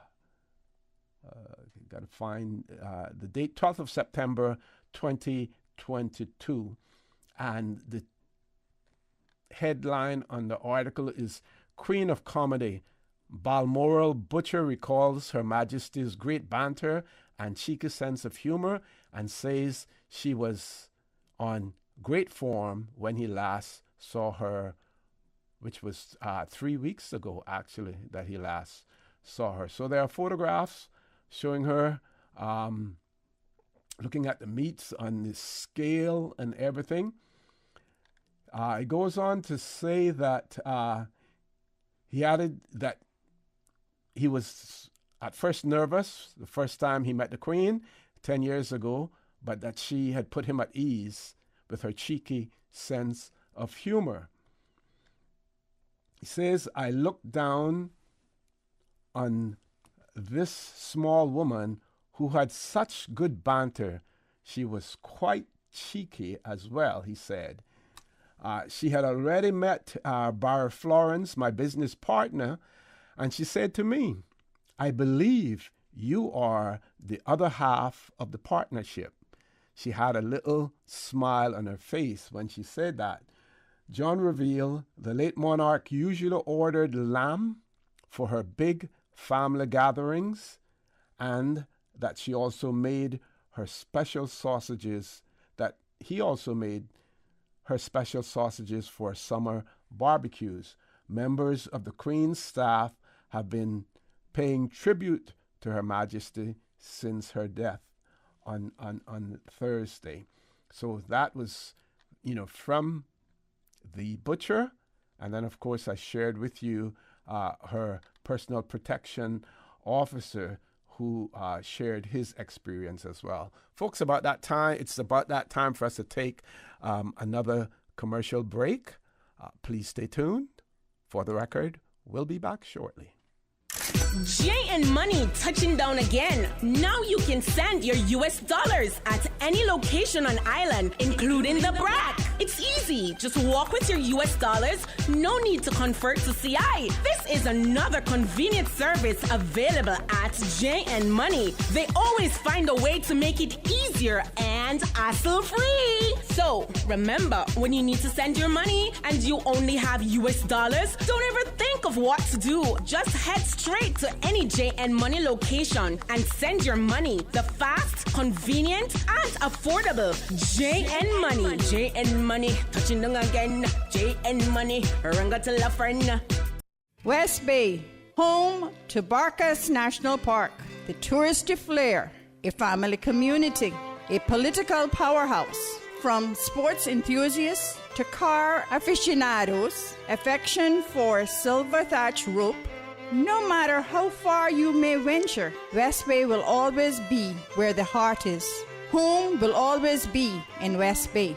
West Bay Pharmacy, caring for your home and your family. West Bay Pharmacy in Centennial Towers. Convenient, quality care is just around the corner. We think it's time you crossed over to a new vehicle. And with the Toyota Corolla Cross now at Vant Motors, you have plenty of reasons to make the switch. The crossover body and hybrid engine is a sleek design in a sturdy structure with a spacious interior that opens to extensive cargo space. Stuck in traffic? The high-performance self-charging hybrid system automatically switches between gas and electric vehicle mode, helping you lower both fuel costs and carbon emissions. The Corolla Cross has full LED lighting inside and out, an integrated display audio system with energy monitor, and a dual-zone climate control system to ensure comfort for all. Test drive the new Toyota Corolla Cross Hybrid today at Vant Motors, Walkers Road. At Kirk's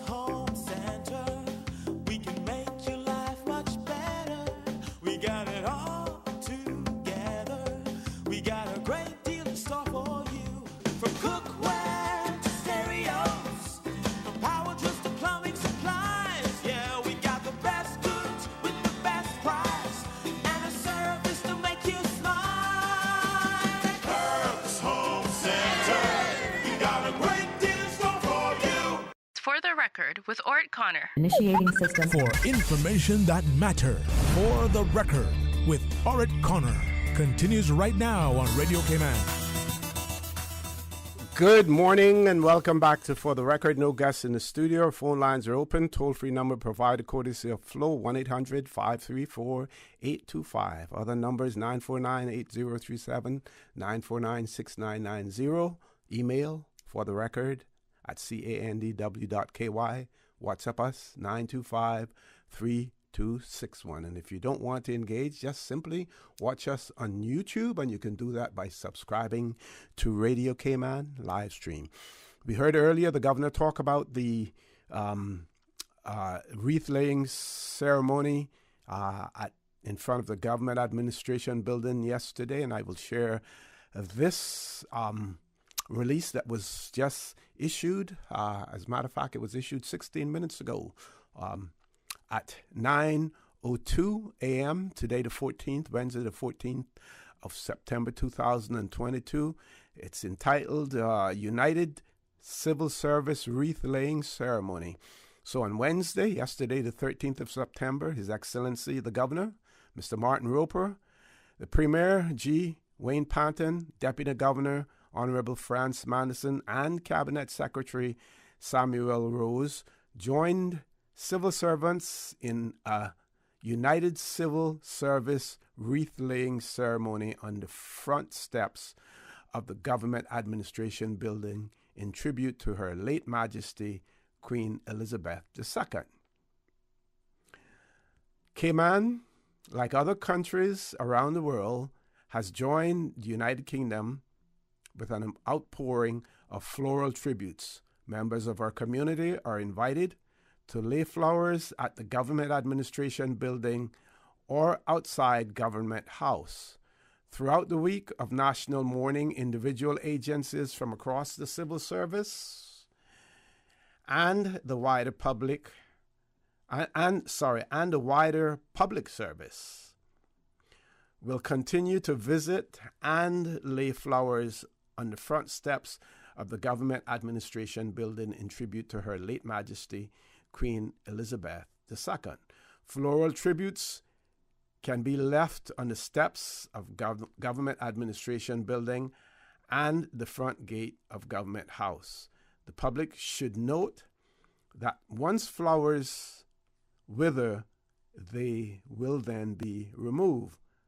Condolence books are also open for members of the public to sign at the Government Administration Building in Grand Cayman and at the District Administration Building in Cayman Brac as well. And it ends by pointing out that the people of the Cayman Islands join others around the world in mourning the loss of Her late Majesty, Queen Elizabeth II. You can also visit the government web pages to receive updates, as well, www.gov.ky/Queen Elizabeth II as well. So you can also do that. Now that there are so many journalists who are sharing the views on various subjects, and again, I just want to say that while we rely on radio, we rely on social media, I am not sure that print journalism in the Cayman Islands, whether or not they're doing their part. There's one particular newspaper that I refuse to pay any subscription fee to access, so I can only access certain stories certain times of the month. I think it's usually the first part of the month. You get a complimentary, maybe 5 or so stories that you can read on there, and then after that, you're locked out. But I simply refuse to subscribe. But I still I'm extremely disappointed at the level of print journalism that we have in the Cayman Islands and the quality to a certain extent. So what I will share with you, though, an editorial from the Jamaica Gleaner, and I shared something yesterday on another show as well. This one, The Queen's Death and Inflection Point. This was published on Sunday, the 11th of September. And it goes on to say that even as we mourn her passing as an individual, the death of Queen Elizabeth last Thursday is another inflection point as Jamaica considers its constitutional future. It highlights not only the absurdity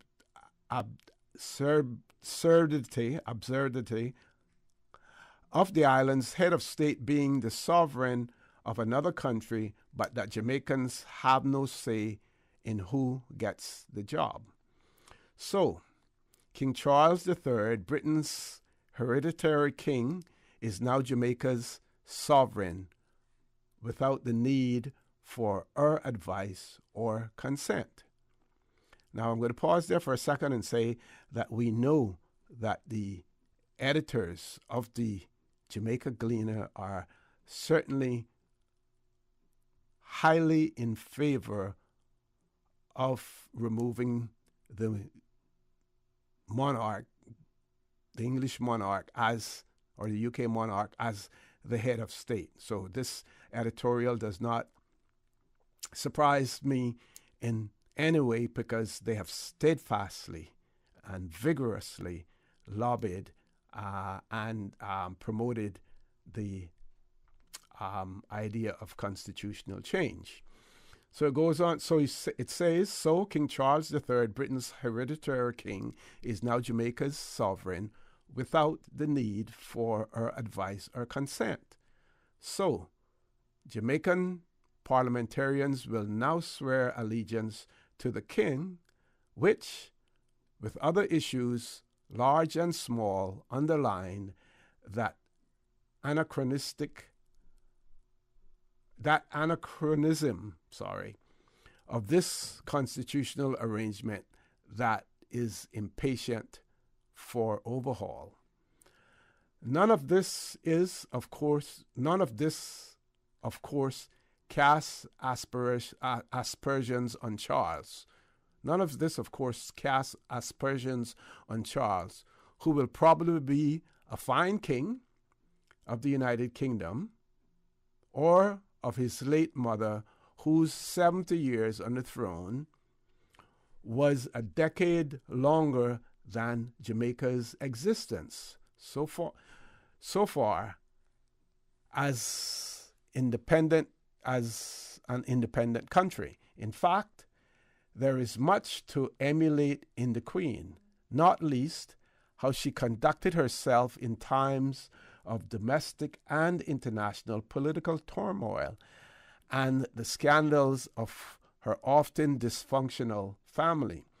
She persevered with stoicism and dignity and a clear sense of duty. Her work ethics was legendary. In the process, while the British monarchy wobbled at times, Elizabeth managed not only to hold it together, but maintain its global popularity. Even those of other liberal democracies, I think this should have been even while those, but I stand to be corrected. I'll read it as it is. Even those of other liberal democracies either collapsed or struggled for legitimacy under the weight of their anachronism. And she did this without anyone, except maybe for key family members and trusted aides, knowing her real views on any consequential matter. She was highly scripted and almost never displayed emotion. And you have heard in those private instances where she has displayed emotion, and we wouldn't know about it if it were those incidents were not shared with us by those who had the good fortune to witness it. Those are my words, folks. The considered assessment of the Queen is that she was good for Britain and brought value to the United Kingdom's constitutional arrangement. She has left King Charles a seemingly viable institution, but a hard act to follow. Then under the headline, Look Back to Fondness, it goes on to say that while we celebrate these things about the Queen and hold her in personal high esteem, and can perhaps look back with fondness at some of her engagements with Jamaica, we remain clear about the irreverence of the institution of monarchy for our country. And worse, that version of it where Jamaica outsourced to a foreign person who is neither kith nor kin, and whose historic antecedents make for an improbable or incompatible symbol of the island's sovereignty and aspirations. Indeed, the death of the Queen and the beginning of the reign of the new monarch is a signal for Jamaica to accelerate its moving on, as Prime Minister Andrew Holness called it when he indicated to the current heir to the throne, Prince William, Prince of Wales, his government's intention to leave behind the Queen or her successors as Jamaica's head of state. I'm going to pause there for us to take a commercial break. There's more to this editorial. I will share it with you because it is well presented, it is balanced, and it speaks to the views of that some Jamaicans hold, not all Jamaicans. I believe that if a poll were taken now, whether or not you would have a majority of Jamaicans saying that we want to become a public and we want to move away from having the monarch, the British monarch, as the head of state, that it is likely to be close, or that you would have more persons wanting to remain than wanting to leave. Just my views, but we're going to take a commercial break. Folks, please stay tuned. For the record, we'll be back shortly. So much happening, so fast, too much. It is hard for me to follow my health care instructions. The private counseling with West Bay Pharmacy literally saved my life. At West Bay Pharmacy, we know how complex medications can be. Our pharmacists are delighted to offer you personalized one-on-one healthcare counseling, free medication review, therapeutic callbacks, and we will liaise with your physician to ensure you receive the best in quality medical care. Quality of life has a whole new meaning with the right pharmacy to support you. Thank you, West Bay Pharmacy. West Bay Pharmacy in Centennial Towers. Convenient quality care is just around the corner. Now you can WhatsApp your West Bay Pharmacy prescriptions to 516-0777. What's that? No sugar, same amazing taste? Coca-Cola Zero Sugar is here to stay. No one can stop me when I taste the feeling. Classic taste, pure satisfaction. Be sure to stop into any Tortuga location and get your own case of Coke Zero. Or grab an ice cold one straight from the cooler. Brought to you by Tortuga Distributors Limited. Coca-Cola, taste the feeling, K-Man. Hi, I'm remodeling our bathroom. I have a few questions. Sure. What are some ideas to make my bathroom feel larger? How do I know if I'm picking the right vanity? How do I choose a new toilet or a new countertop? Also, the lighting is terrible. Can I put a window or a skylight? And do I really need an exhaust fan? You've come to the right place. At Brand Source, we custom design kitchen and baths, and our talented design team can help answer your questions. Whether you're looking for a modern, functional family bathroom or a luxurious personal retreat, we'll help create that beautiful space that makes your home yours. And if you're in a rush for a new look and have a limited budget, our ready-to-install bathroom vanities built with solid wood and countertops of the finest materials are a quick and easy remodeling solution. For the very best in custom-designed kitchens and baths, visit Brand Source Home Gallery on Dorsey Drive, Industrial Park, Cayman's Kitchen and Bath Center. Backed by popular demand, the Department of Agriculture is hosting another 4-day home garden course on Saturdays from the 17th of September till the 8th of October from 9 a.m. till 12 p.m. This course is ideal for backyard farmers seeking to add value to their crops or individuals interested in starting or improving their gardens at home. Seats are limited to 40 people and the cost is $50 per person. Visit the DOA office at 181 Lottery Road, Lower Valley, or their Facebook or Instagram page at Agriculture Cayman to register. For the record, with Orrett Connor. Initiating system. For information that matters. For the record, with Orrett Connor. Continues right now on Radio Cayman. Good morning and welcome back to For the Record. I'm sharing with you an editorial in the Jamaica Gleaner, Sunday, the 11th of November, 2022. And it is entitled Queen's Death, Inflection Point. And the last part that I shared with you, look back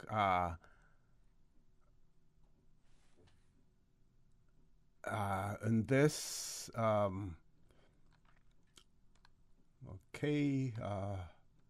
So here we go. Did I share this part already with you?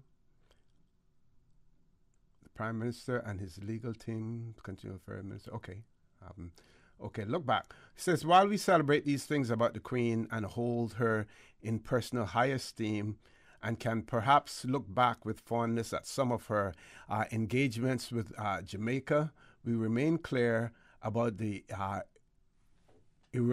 irrelevance of the institution of monarchy for our country. And worse, that version of it where Jamaica outsourced to a foreign person who is neither kith nor kin and whose historic antecedents makes for an improbable or incompatible symbol of the island's sovereignty and aspirations. Indeed, the death of the Queen and the beginning of the reign of the new monarch is a signal for Jamaica to accelerate its moving on, as Prime Minister Andrew Holness called it when he indicated to the current heir to the throne, Prince William, Prince of Wales, his government's intention to leave behind the Queen or her successors as Jamaica's head of state. Goes on to say that the Prime Minister and his legal and constitutional affairs minister, Marlene Malahoo Forte, should therefore move quickly to advance a clear mission on constitutional reform, with specific timelines for transitioning Jamaica to the Republic. For this move, there is already political consensus and national support.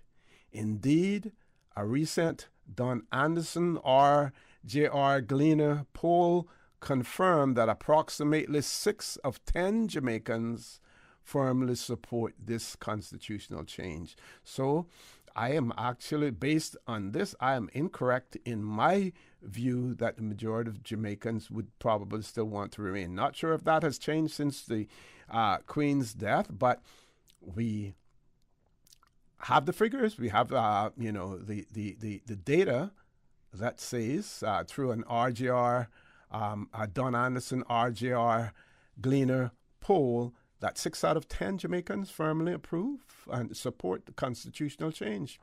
Goes on to say that only 27% want to retain the monarchy. Over the past decades, supporters of monarchy for Jamaica have declined by a third. So that's a very rapid decline as well. The editorial goes on to say that for decades, Jamaica's political parties have agreed on republicanism, with a president as the head of state. Several years ago, they resolved their differences on the form of the presidency, executive and ceremonial. They agreed on the latter. So they agreed that the presidency would be ceremonial, similar to what Barbados has moved to. It is ceremonial, which means that executive would be the head of state, but not the head of government. The head of the government would remain the prime minister. Those are my words, my interpretation of that. If you think that I got that wrong, please feel free to, to correct me on that as well. But it seems as if Jamaica agreed that the presidency would be a ceremonial position as opposed to be. What's important with that is also that the presidency, the person holding the presidency, would be one of their own. That's the important part of that as well. Said the only question to be settled is how the president is to be elected, and then only the relatively minor details of whether by a 2/3 majority of both houses of parliament sitting together or separately. As the former Prime Minister P.J. Patterson observed, sorting this out should require only a short meeting between Prime Minister Holness and the leader of the opposition, Mark Golding. The next line to this is fuzzy about timeline or timetable. However, in her address on constitutional questions in Parliament in June, Ms. Malahoo Forte was fuzzy about the timetable for reform and seemed to indicate that this critical question on which there is already consensus of who should be a symbol of Jamaican sovereignty should become entangled in partisan election hustings. First, Ms. Malahoo announced the administration's attention for a fundamental review of the Constitution, which no one opposes. At the same time, she suggested that a referendum on the Republican issue would be constitutionally required, could take around the time of the next general election due in 2025. The editorial goes on to say there is a better way to proceed. Several issues of constitutional reform, including the question of the monarchy, have been resolved by previous constitutional commissions. They, however, remain unimplemented. We also know that the work of these commissions, based on the efforts of prior ones, can be long and tedious. There is no reason, therefore, to attempt to reinvent the wheel, merely for the sake of doing so. Second, a referendum on any issue relatively close to a general election is likely to morph to a plebiscite on the government, rather than a rational pronouncement on the question at hand. That should be avoided. The government, therefore, should take a 3-step approach to constitutional reform. First, given the agreement on Jamaica disengaging from monarchy, the administration at this inflection point should immediately move on matters that would give expression to the intent without too much legal fuss. The easiest of these is accession to the civil and criminal jurisdictions of the Caribbean Court of Justice, and I would say which Jamaica is not a part of as we speak, even though I believe that they contributed financially to its establishment. So I'm going to read that part again. The easiest of these is accession to the civil and criminal jurisdiction of the Caribbean Court of Justice, which would widen access to the highest tier of justice without Jamaicans having to appeal to the King in London, which essentially is what happens with appeals to the Judicial Committee of the Privy Council. This process could be completed in 6 months with votes of 2/3 majorities in both legislative chambers on the reform bill. Next, the government should bundle the constitutional issues on which there is already consensus and proceed to the so-called grand referendum it talked about 6 years ago when it came to office. Other issues would then be subject to the review committee that Ms. Malahoo hopes to establish perhaps by next March. So an editorial in the Jamaica Gleaner pointing out and saying that passing of Her Majesty the Queen Elizabeth II, is an inflection point for, or should be an inflection point for Jamaican politicians as well, the Jamaican Parliament, to now take a look at what it is that needs to be done and to move on with it. It would appear, unless things are accelerated and change extremely quickly, that this is highly unlikely, not even a vote, a referendum is highly unlikely before 2025, which is the year, I believe, that our elections are constitutionally due by in Jamaica as well. Folks, we're going to take the last commercial break. Please stay tuned for the record. We'll be back shortly. What's that?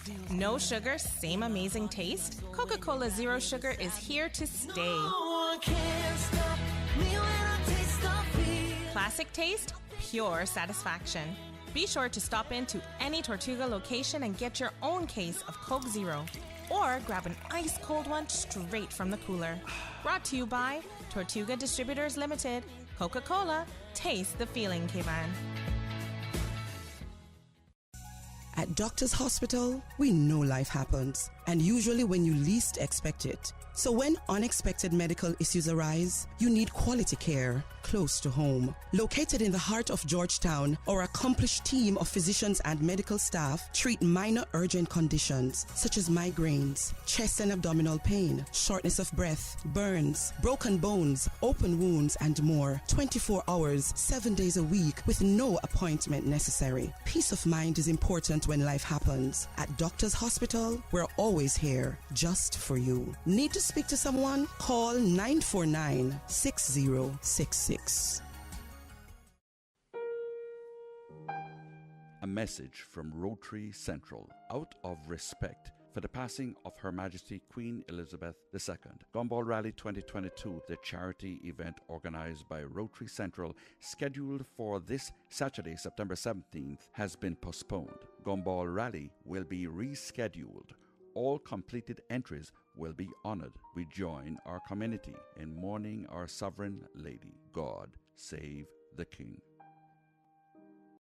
Tune in every Monday through Friday at 12 p.m. for Radio Cayman's Midday Newscast. Radio Cayman, the People's Station, your trusted official source for the latest news. The 12 p.m. news is proudly brought to you by Health City Cayman Islands. World-class healthcare within your reach. For the record, with Orrett Connor. Initiating system. For information that matters. For the record, with Orrett Connor. Continues right now on Radio Cayman. Good morning. Welcome back to For the Record. We're on the last leg of the show this morning. I have another article that I want to share with you. I'm really trying to inform and to stimulate people when it comes to constitutional reform and everything else. We've had some reforms here in the Cayman Islands. We have a relatively new constitution, only came into effect in 2009, and we've seen some changes to it recently. Some that I basically, they're just, cosmetic changes to a certain extent. We have reached for the low-hanging fruit. And, of course, our position as far as being an overseas territories limits us to what we believe can be done. But I believe that hopefully sometime in the future we will get more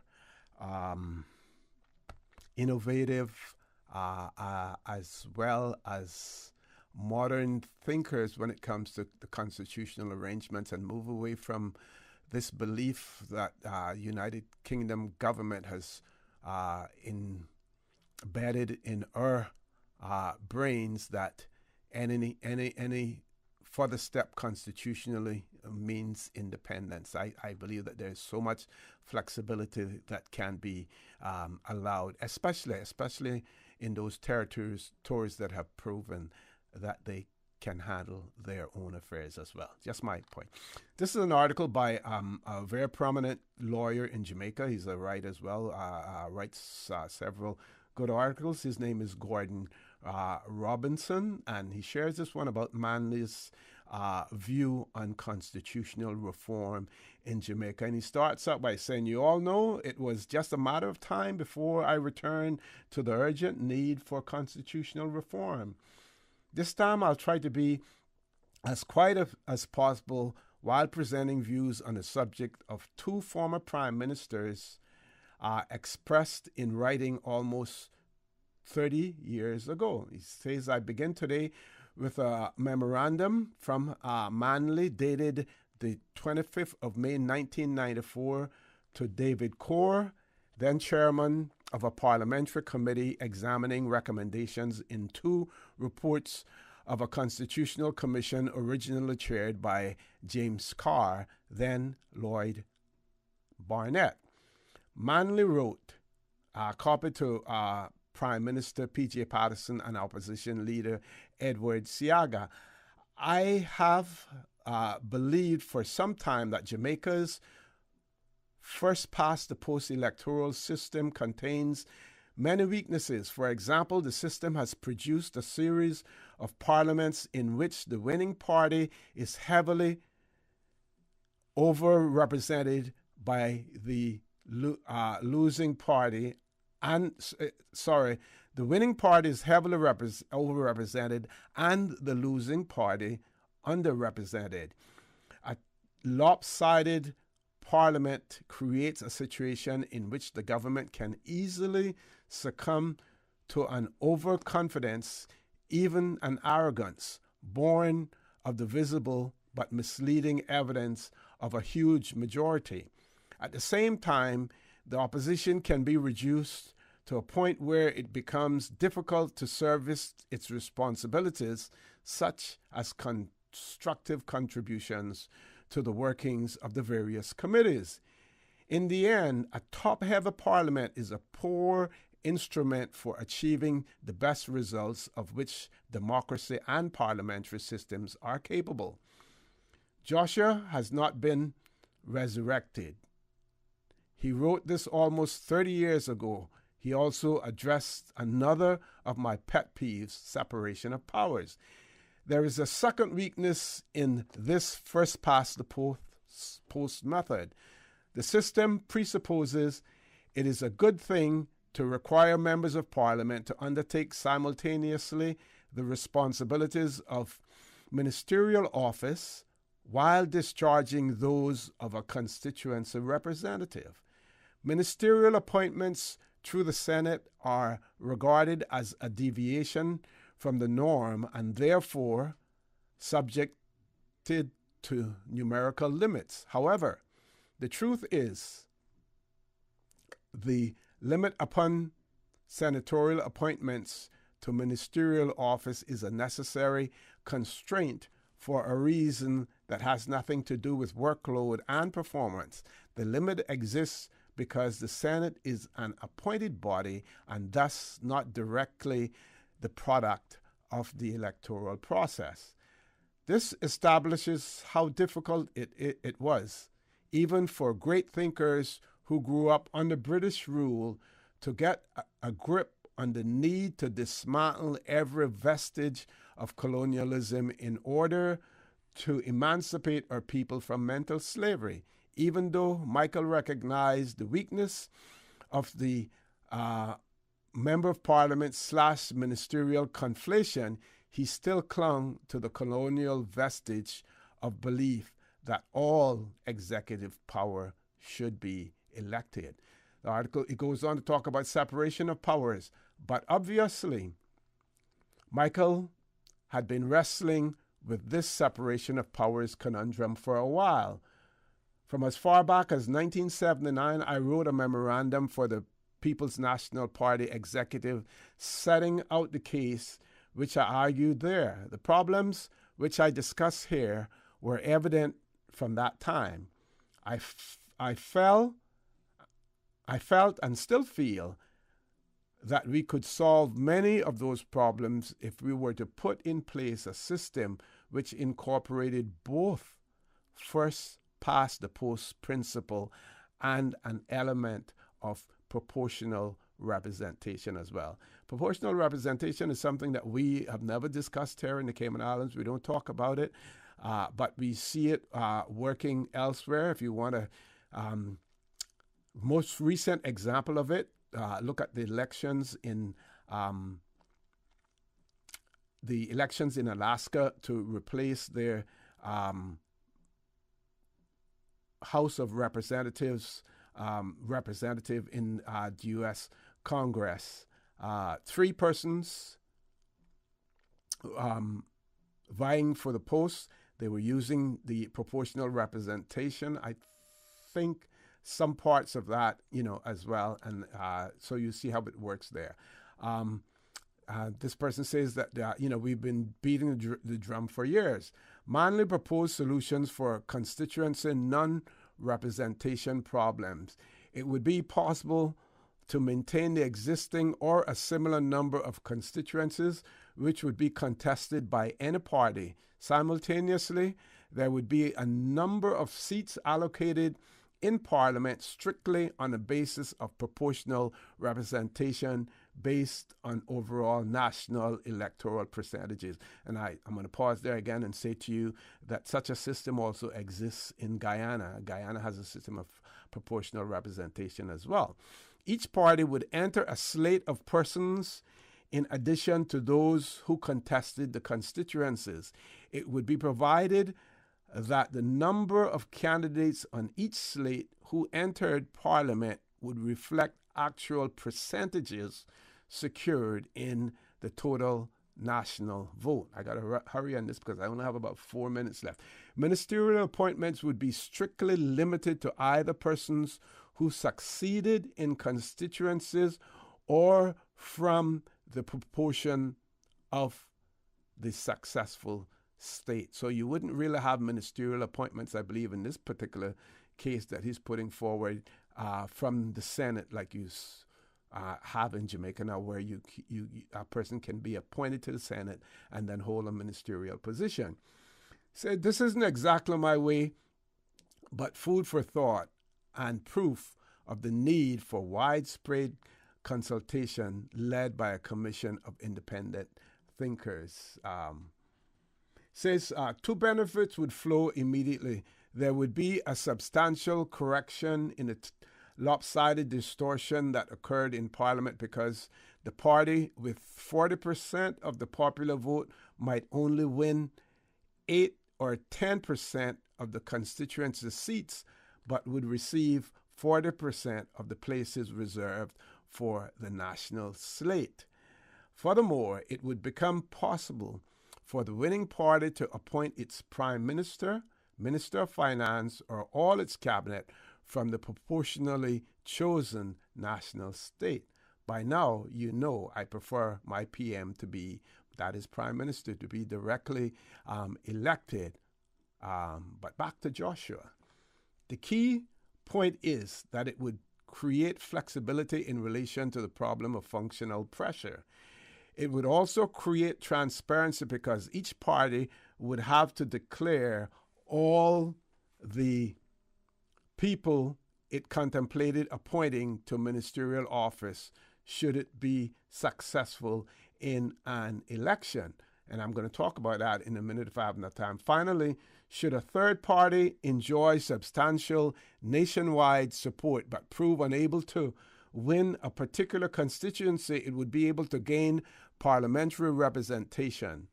A minimum percentage requirement could be set to limit access to parties with serious support. So I'm going to go back to this part here that talks about the fact the key point is that it would create flexibility in relation to the problems of functional pressure.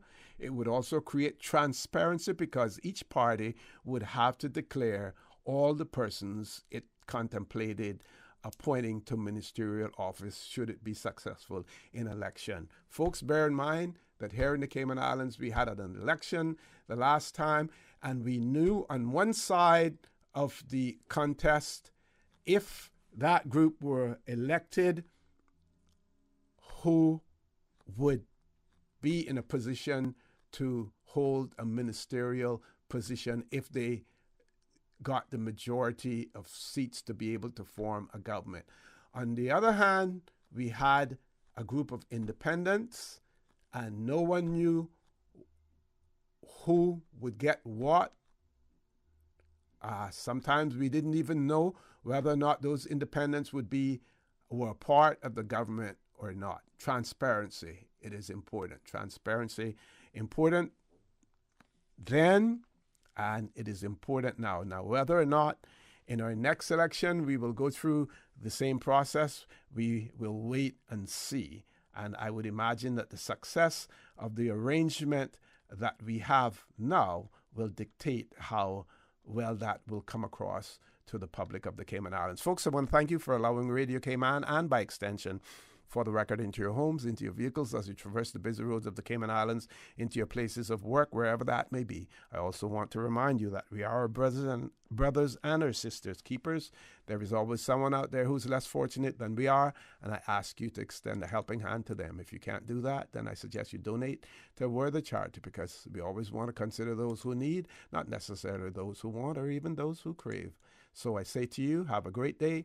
Continue to support your radio station, Radio Cayman. Join Sterling, Dwayne Ebanks at 12:15 for Talk Today. And as usual, we ask the good Lord to bless these three beautiful, wonderful Cayman Islands.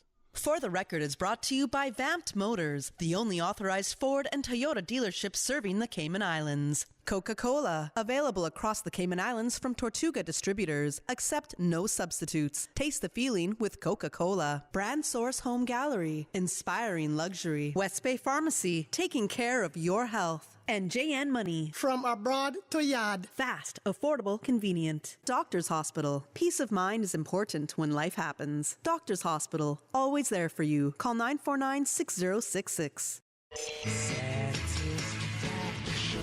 Satisfaction is guaranteed 24 hours a day, whether it's music or information. From Grand Cayman to Cayman Brac to Little Cayman, we've got you covered. You ever hear a thing like that? Radio Cayman in the Cayman Islands. Today's biggest news. Radio Cayman, your voice, your choice. Local, regional, international. This is Headlines from Radio Cayman's newsroom. Today's biggest news. Isolated showers and thunderstorms are expected today as a tropical wave moves over the Cayman area. The wave is expected to move west of Cayman by this evening with a decrease in showers after.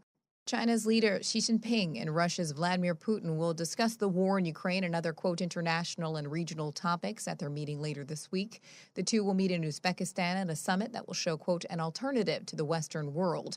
Mr. Xi is making his first trip overseas since the start of the pandemic. He's seeking a historic third term, while Mr. Putin's relations with the West are at rock bottom over Ukraine. Some staff at Clarence House in the UK have been warned that their jobs are at risk following King Charles III's ascension to the throne. The Guardian said dozens of staff were told during the Thanksgiving service for the Queen in Edinburgh on Monday. Clarence House said some redundancies were, quote, unavoidable because of the change in role for Charles and his wife Camilla, now Queen Consort. They are working to find alternative roles for employees. Those are your headlines. I'm Karsley Fuller. For the latest in news and information, follow Radio Cayman on social media, Facebook, Instagram, Twitter. Download the Radio Cayman app or log on to our website, radiocayman.gov.ky. RC Fusion. Brought to you by TCE Paint Shop. Has 3 locations to better serve your home decor needs. Cox Lumber Sparky Drive, Cox Lumber Bodentown, and the original store at 27 Godfrey Dixon Way. RC Fusion. RC Fusion. The Georgetown Farmers Market. It's time you start eating local. The market at the Cricket Grounds. Proudly Caymanian and 100% fresh. RC Fusion. RC Fusion. Royal Medical and Wellness Center. Your health deserves nothing less than the royal treatment. Baytown Plaza. And Lucozade. Win with Lucozade. Check out Lucozade Caribbean on Facebook or Instagram for details. Also brought to you by Island Style. 2 locations for your Island Style clothing at the Harbor Center on the waterfront and the Duty Free Center on Edward Street. I found a love for me. Darling, just dive right in. Follow my lead. Well, I found a girl, beautiful and sweet. Well, I never knew you were the someone waiting for me. 'Cause we were just kids when we fell in love.